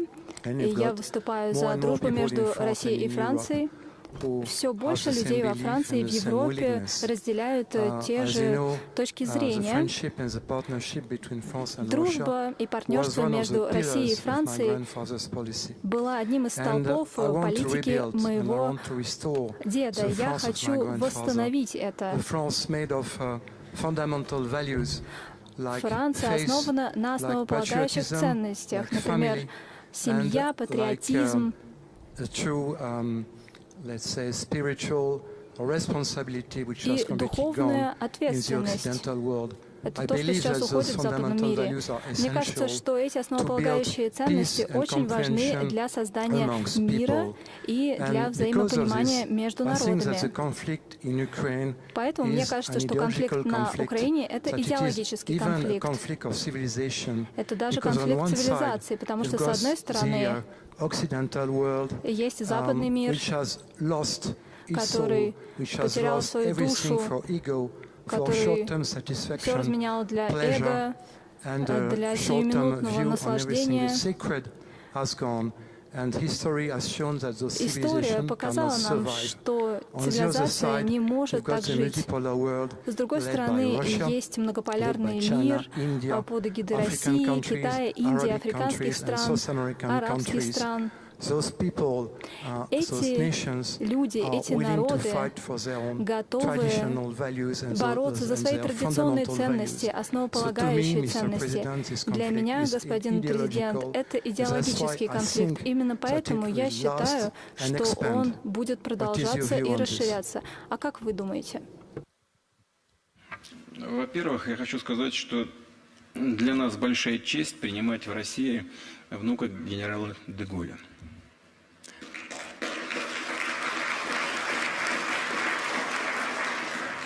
Мы как-то с действующим президентом так вскользь касались некоторых вопросов, и я сказал, здесь могу повториться, секрета нет, не хочу давать никаких исторических оценок, все было очень сложно, но для нас в России несмотря на разницу в воинском звании, героем является не маршал Петен, а генерал де Голь. Потому что он олицетворял Францию и ее стремление к свободе, к независимости и к достоинству.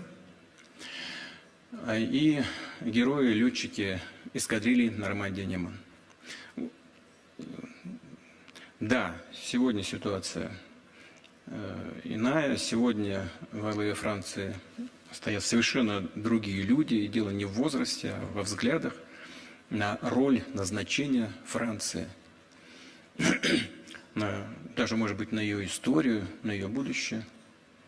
Не буду давать оценок, это не наше дело, это дело самого французского народа. Но знаю, что людей со взглядами, которые вы представляете, и истинных друзей во Франции, друзей России, немало. И количество их растет. Будет ли эта ситуация усугубляться и дальше с точки зрения развития ситуации в мире, с учетом того, что будет продолжаться, как вы сказали, такое идеологическое противоборство? Ну, оно никогда не закончится, это очевидно. Вот эти различные течения, какое бы обличие они ни принимали, они, конечно, всегда будут бороться между собой. Это очевидно. Но, на мой взгляд, все-таки осознание важности, неприходящее значение национальных ценностей и традиций, оно постепенно будет набирать обороты. И в европейских странах, да и в самих Штатах.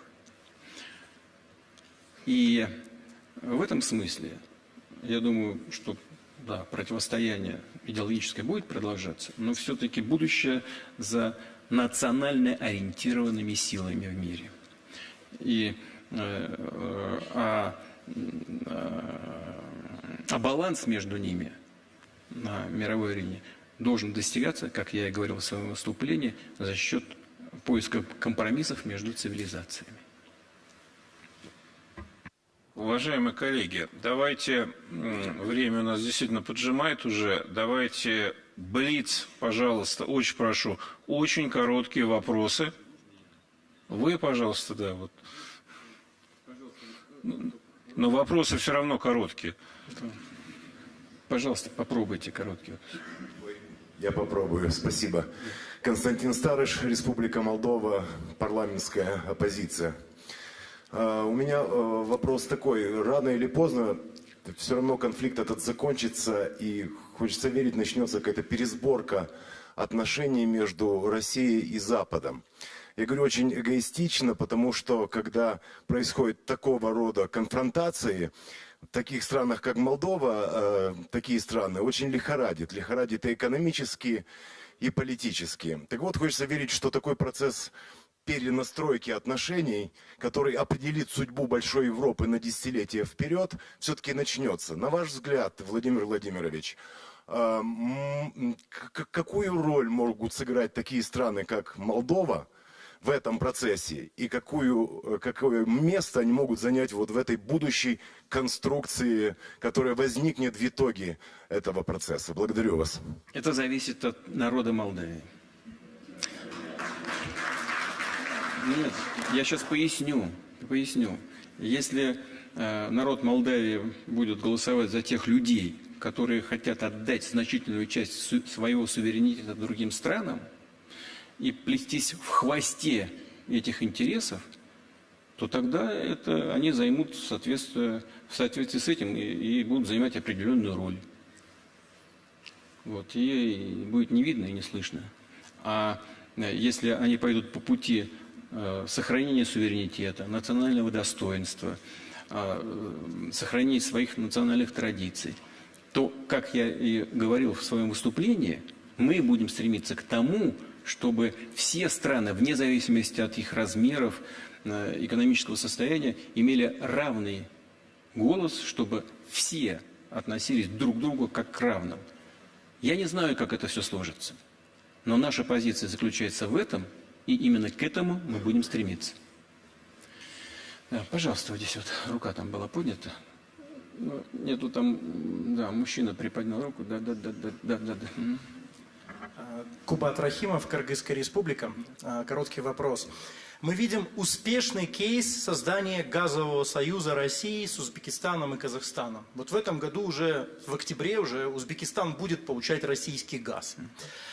Но у нас в Центральной Азии есть еще две проблемы. Это вода и энергия. Вот как вы, Владимир Владимирович, оцениваете перспективы создания водного и энергетического союза, в котором Россия выступала бы активным игроком и модератором процесса во избежание социальной нестабильности и даже вооруженных конфликтов? Спасибо.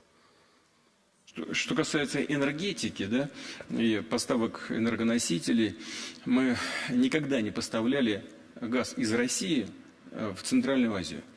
Там в советское время все было по-другому. Из Центральной Азии поставлялось по 2 трубопроводным системам. Вот. Но сейчас, с учетом роста потребностей, роста экономики наших друзей в Центральной Азии, они поставили перед нами вопрос, да, и изменения, климатических изменений. В этом году в Казахстане, в Ташкенте вообще было минус 21, минус 24, по-моему. Такого вообще никто никогда не помнит. Это просто невероятно.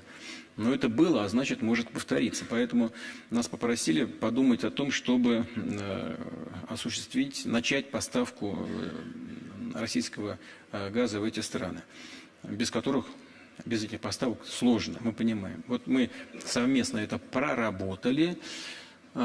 Казахстанские наши друзья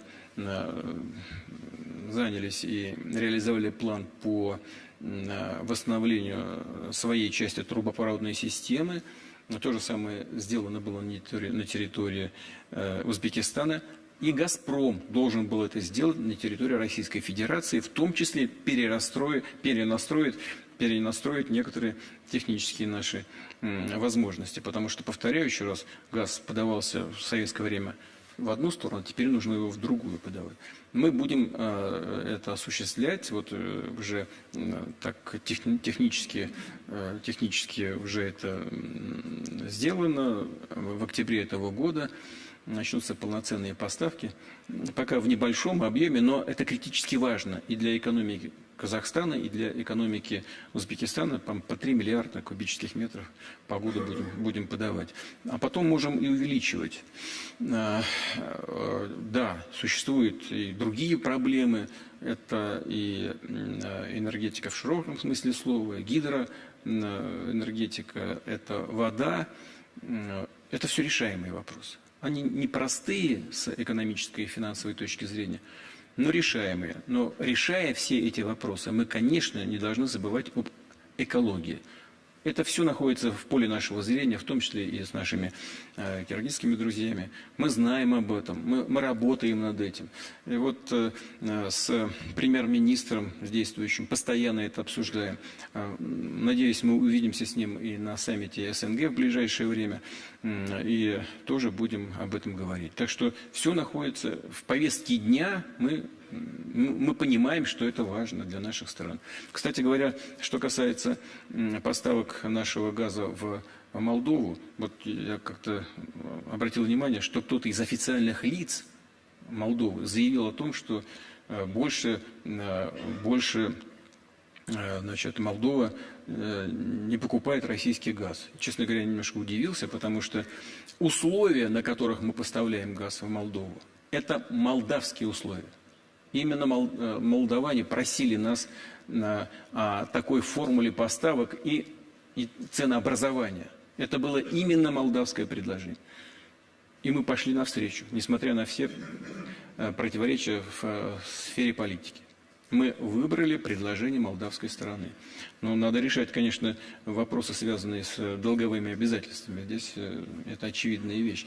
Но вот, несмотря на заявления молдавских официальных лиц о том, что Молдова прекратила получать наш газ, я вот у Миллера спросил вчера и сегодня, я говорю, слушай, а что они делают и что там творят? Им не нужен газ? Он говорит, да нет, как поставляли, так все и поставляем. Ничего вообще не изменилось. Что это за люди? Болтают языком. Там, непонятно, зачем они это делают, и, по-моему, только наносят ущерб экономике Молдовы. Да, пожалуйста. Да-да-да.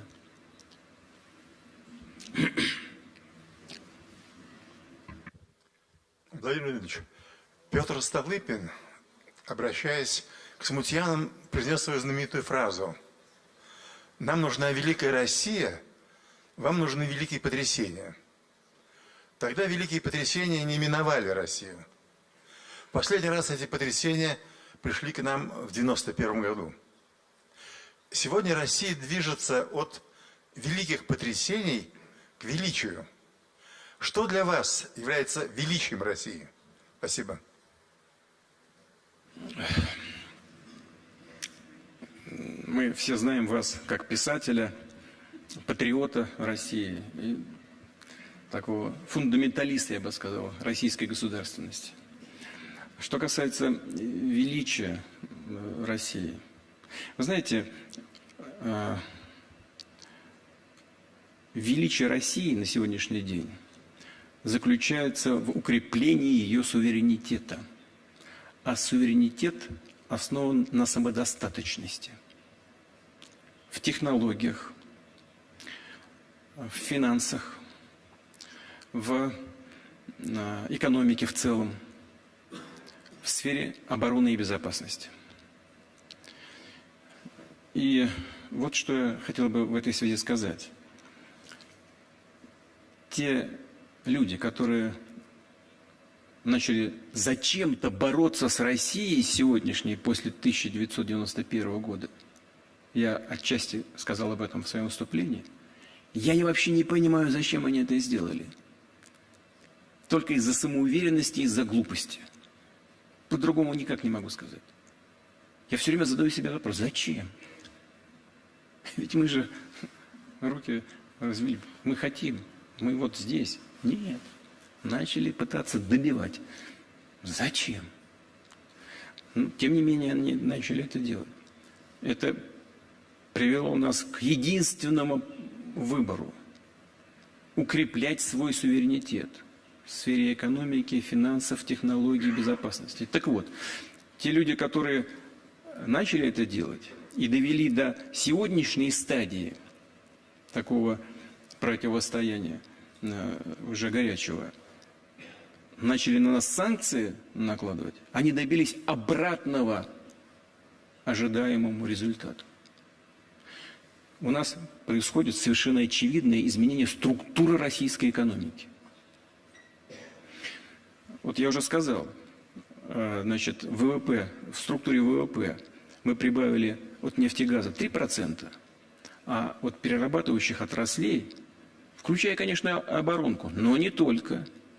Я уже сказал, значит, это электроника, оптика, машиностроение, 43%.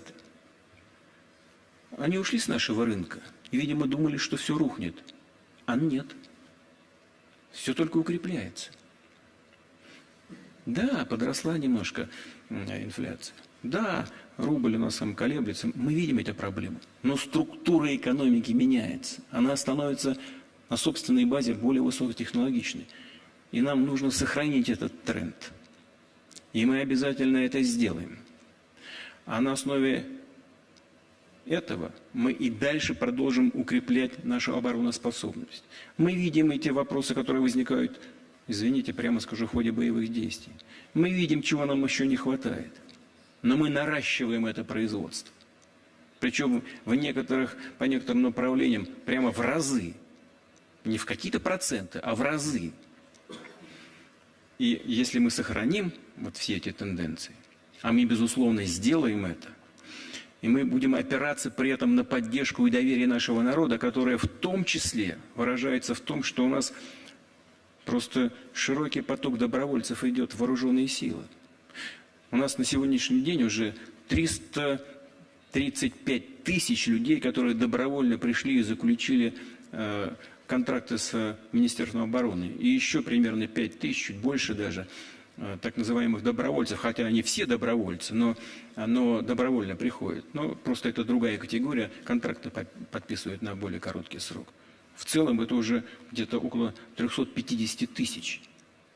А в этом и проявление доверия людей к политике российского государства. Потому что все видят, что мы не занимаемся какими-то сиюминутными вопросами. А вся наша... Мы можем делать не все так, как бы хотелось. Но подавляющее большинство граждан видят, что все направлено на укрепление российского государства, российской государственности. Она многокомпонентная.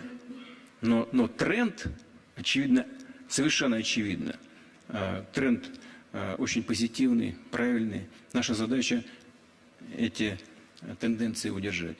И мы сделаем это. Спасибо. Владимир Владимирович, а можно я встряну одну вещь? Раз уж вы затронули про добровольцев, просто вы недавно, у нас вот за тот год, что прошел, помимо всего прочего, одно было событие очень драматичное, попытка военного мятежа. И вы недавно встречались с представителями... Хотел на позитиве закончить, не дай. А это позитив. Я просто хотел спросить, теперь-то мы знаем, как с частными военными компаниями иметь дело? Знаете, у нас же это было журналистское наименование, частная военная компания. В России нет частных военных компаний, потому что нет закона о частных военных компаниях. У нас же их не существует. И не существовало. Значит, тот опыт, который был, он и был таким корявым, потому что он не был основан на законе. Да, он был вызван необходимостью текущей конъюнктуре, прямо скажем, на поле боя. И когда Минобороны предложила части этой компании приехать и участвовать в боевых действиях, я не стал возражать, потому что люди действовали добровольно, и мы видели, что воевали героически.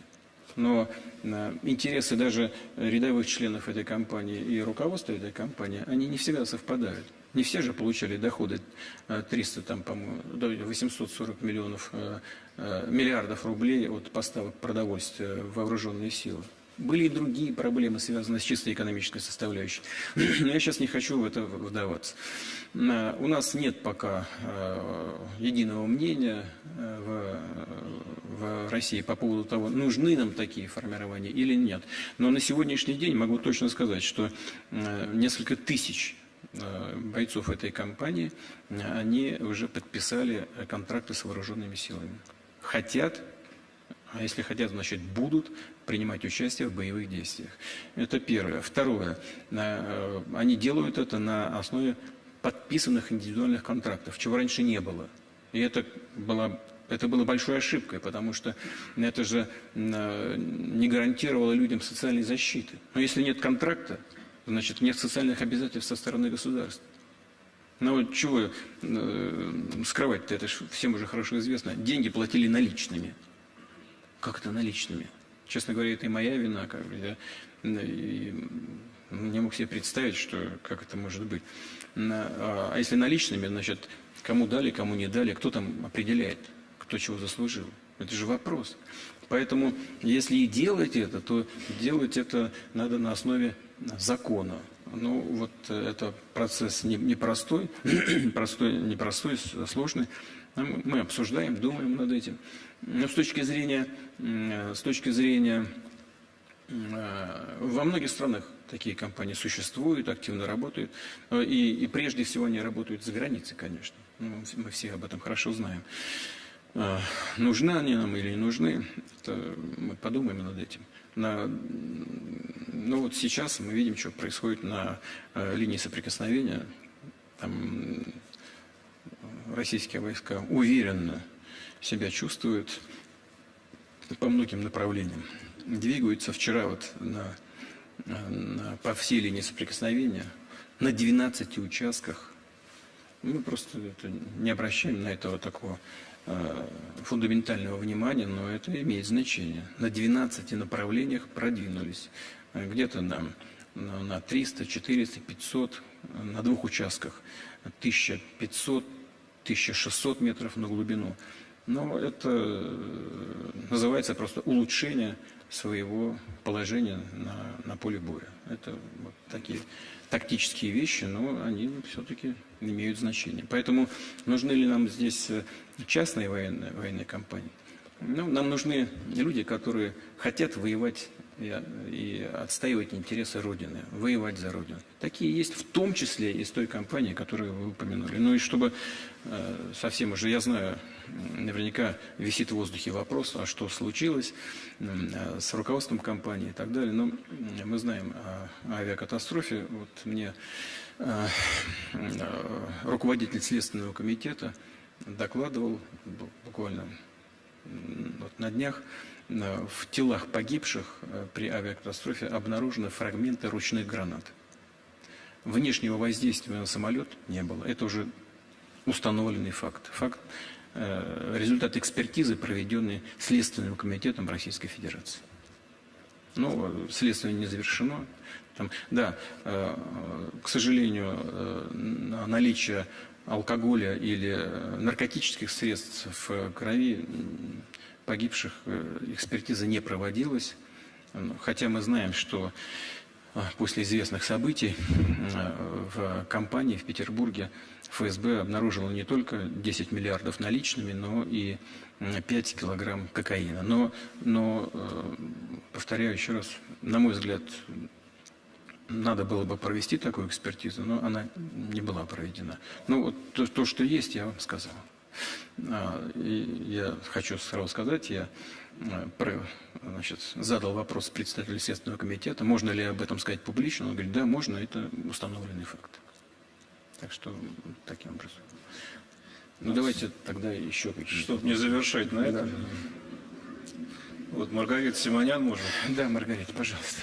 Хотя вы и так можете, дали бы слово иностранным нашим. Ну, пожалуйста. Решайте.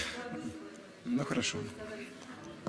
Вы сказали про Карабах. Я, как этническая армянка, не могу не отреагировать и позволю себе заверить вас, что все нормальные армяне все прекрасно понимают и прекрасно понимают, что Пашинян вообще был приведен к власти в свое время именно для того, чтобы сдать Карабах и чтобы этим вызвать вот такие вопросы, как процитировал наш ведущий, европейских политиков. А нормальные армяне понимают, что если бы не Россия, армянского народа не было бы, как в начале 19 века, когда их спас Грибоедов, так и в начале 21-го, когда спасают миротворцев в Карабахе. Это ремарка. А вопрос короткий. Наш гость из Венгрии не хочет спрашивать про нашу Одессу, а я хочу, потому что Одесса русский город, прекрасный город, и нам кажется, что русские города должны жить в России. В связи с этим вопрос, где бы вы хотели, чтобы мы остановились? Спасибо.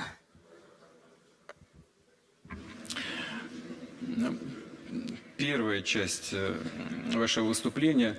Я не могу с вами согласиться с тем, что премьер Пашинян был приведен к власти кем-то со стороны и для того, чтобы сдать Карабах. Все-таки это был выбор армянского народа. Да, можно по-разному относиться к избирательным процессам, но это факт. И поэтому я здесь с вами не согласен. Это первое. Второе, что он стремился сдать Карабах, я тоже не согласен. Я с ним общался плотно. И в период вот этого конфликта 2020 года, и раньше, конечно, ведь давайте вспомним, когда он пришел к власти, он сказал о том, что Карабах – это часть Армении. Такого никогда никто до него не говорил. Вот. Ну, правда, потом позиция его кардинально поменялась. Почему, это уже не ко мне вопрос.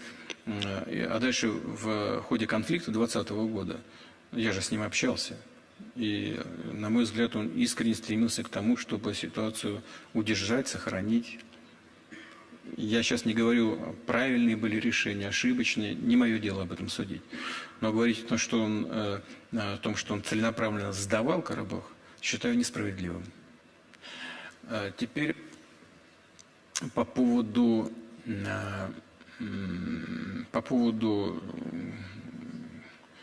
где нам остановиться.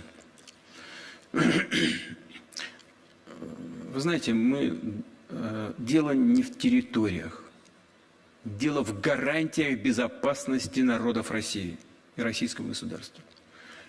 А это более сложный вопрос, чем какая-то территория.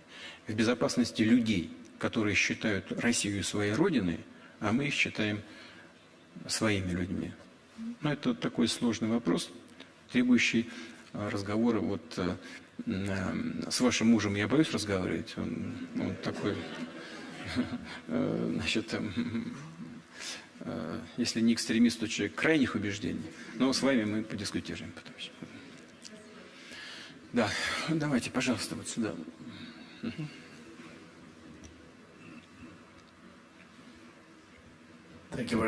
Большое спасибо, господин президент. Меня зовут Мухаммад Атар-Джавед, я работаю в Исламабаде и хотел бы вернуться к выступлению. Мы поднимали очень важные вопросы. Мы говорим о позициях Запада и о необходимости диалога, конструктивного взаимодействия цивилизаций. Вы все время говорите, кто они, чтобы задавать нам вопросы или диктовать нам. Мы понимаем, что военные альянсы действительно изменили все соотношение сил на Ближнем Востоке путем нападений на разные страны, в том числе Афганистан, Ирак и так далее. Но есть серьезный вопрос. Если мы действительно строим многополярный мир, он должен быть основан на экономических аспектах. Вы говорили об энергетике. Вы смотрите на конкуренцию на рынках, и вы видите, что для населения, например, нельзя обеспечить более низкую цену. Тогда это преступление против собственных потребителей. И вот в чем мой вопрос. Возможно ли в ходе кризисов увидеть возможность для России, возможность создания нового экономического миропорядка? Я политолог, и мне кажется, что все дело именно в экономическом порядке. Тот, кто контролирует природные ресурсы, тот, кто контролирует все маршруты транспортировки, тот имеет и все рычаги контроля. И есть ли какой-то новый проект, как мы можем противостоять санкциям? Санкции действительно душат не только Россию, но и многие другие страны. Россия выживает, потому что в России много ресурсов. Но есть и другие страны, например, в Африке и в Азии. И мы сталкиваемся с серьезными вызовами. И можете ли вы сформулировать собственное мнение? Как бы вы определили, возможно ли в будущем сформировать новый экономический миропорядок во главе с Россией? Я полностью присоединяюсь к тому, что вы сейчас сказали. Это так и есть. Будущий миропорядок, безусловно, будет основан на будущей экономической и валютно-финансовой системе. И она должна быть более сбалансированной, она должна отвечать интересам подавляющего большинства участников международного общения. Так и есть. Есть ли какие-то перспективы, что это в конце концов состоится? Это очень сложный процесс. Судя по тому, как ведут себя наши оппоненты, так назовем их, поскольку мы сейчас говорим об экономике, не будем оперировать какими-то другими терминами, но они цепляются любой ценой за свои привилегии. Я уже сказал, и многие так считают, что Бреттон-Вудская система устарела. Ведь это не я говорю, это эксперты, западные эксперты. Ее надо менять. Конечно, она приводит к таким уродливым явлениям, как, скажем, долговые обязательства развивающихся экономик. Конечно, вот это, безусловно, полное владычество доллара в мировой системе.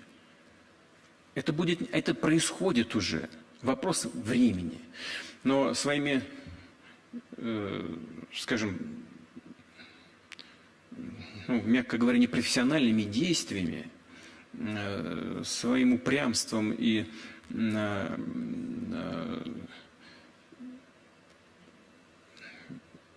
своим пренебрежением ко всем остальным участникам международного экономического общения, скажем, политические и финансовые власти, экономические власти США стреляют себе в ногу. Ведь когда они ограничивают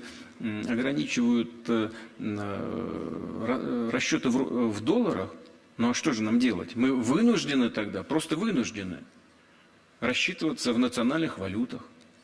Мы вынуждены обсуждать вопросы, о которых я уже говорил, отвечая на один из вопросов коллег, создавать новую логистику этих валютных расчетов. Таким образом, область применения доллара естественным образом сокращается. Она сокращается и по мере того, как Соединенные Штаты – это огромная экономика, и страна огромная и великая, без всяких сомнений. Если сомнений быть не может, мы ничего здесь не преуменьшаем, ничего не преувеличиваем. Но она сама сокращает сферу своего влияния в мировой экономике. То есть это и так происходит в силу объективных причин роста развивающихся рынков, развивающихся экономик. Ну, он какими темпами Азия развивается. Это и так происходит. А Штаты, исходя из политической конъюнктуры сегодняшнего дня, ускоряют эти процессы. Ну, извините, но это же, мягко говоря, знаете, есть такое расхожее выражение. Это хуже, чем преступление, это ошибка. Это так и есть. В данном случае оно так и есть. Поэтому, если какие-то проекты есть, которые будут создавать новую базу экономическую, логистическую, есть, конечно. Вот председатель Си Цзиньпинь предлагает один из таких проектов. Один пояс, один путь. Это же объединительный лозунг. Один пояс и один путь. Все вместе. И мы то же самое делаем в ходе строительства Евразийского экономического сообщества. И вместе думаем над тем, как объединить. А если сюда еще подключаются страны БРИКС, страны ШОС, ну, послушайте, вот это и есть совместная работа, Пакистан тоже принимает в этом участие, совместная работа в поиске решений. Конечно, это сложная задача. Это потребует времени. Но осознание того, что это выгодно всем, будет подталкивать этот процесс вперед. И закончу тем, с чего начал. В этом смысле укрепление многополярного мира неизбежно. Спасибо вам большое за внимание. Спасибо большое. Спасибо большое, Владимир Владимирович. Ждем вас через год на 21-м Валдае. И я всех тоже вас жду на мероприятиях подобного рода. И хочу поблагодарить вас за участие. Спасибо большое.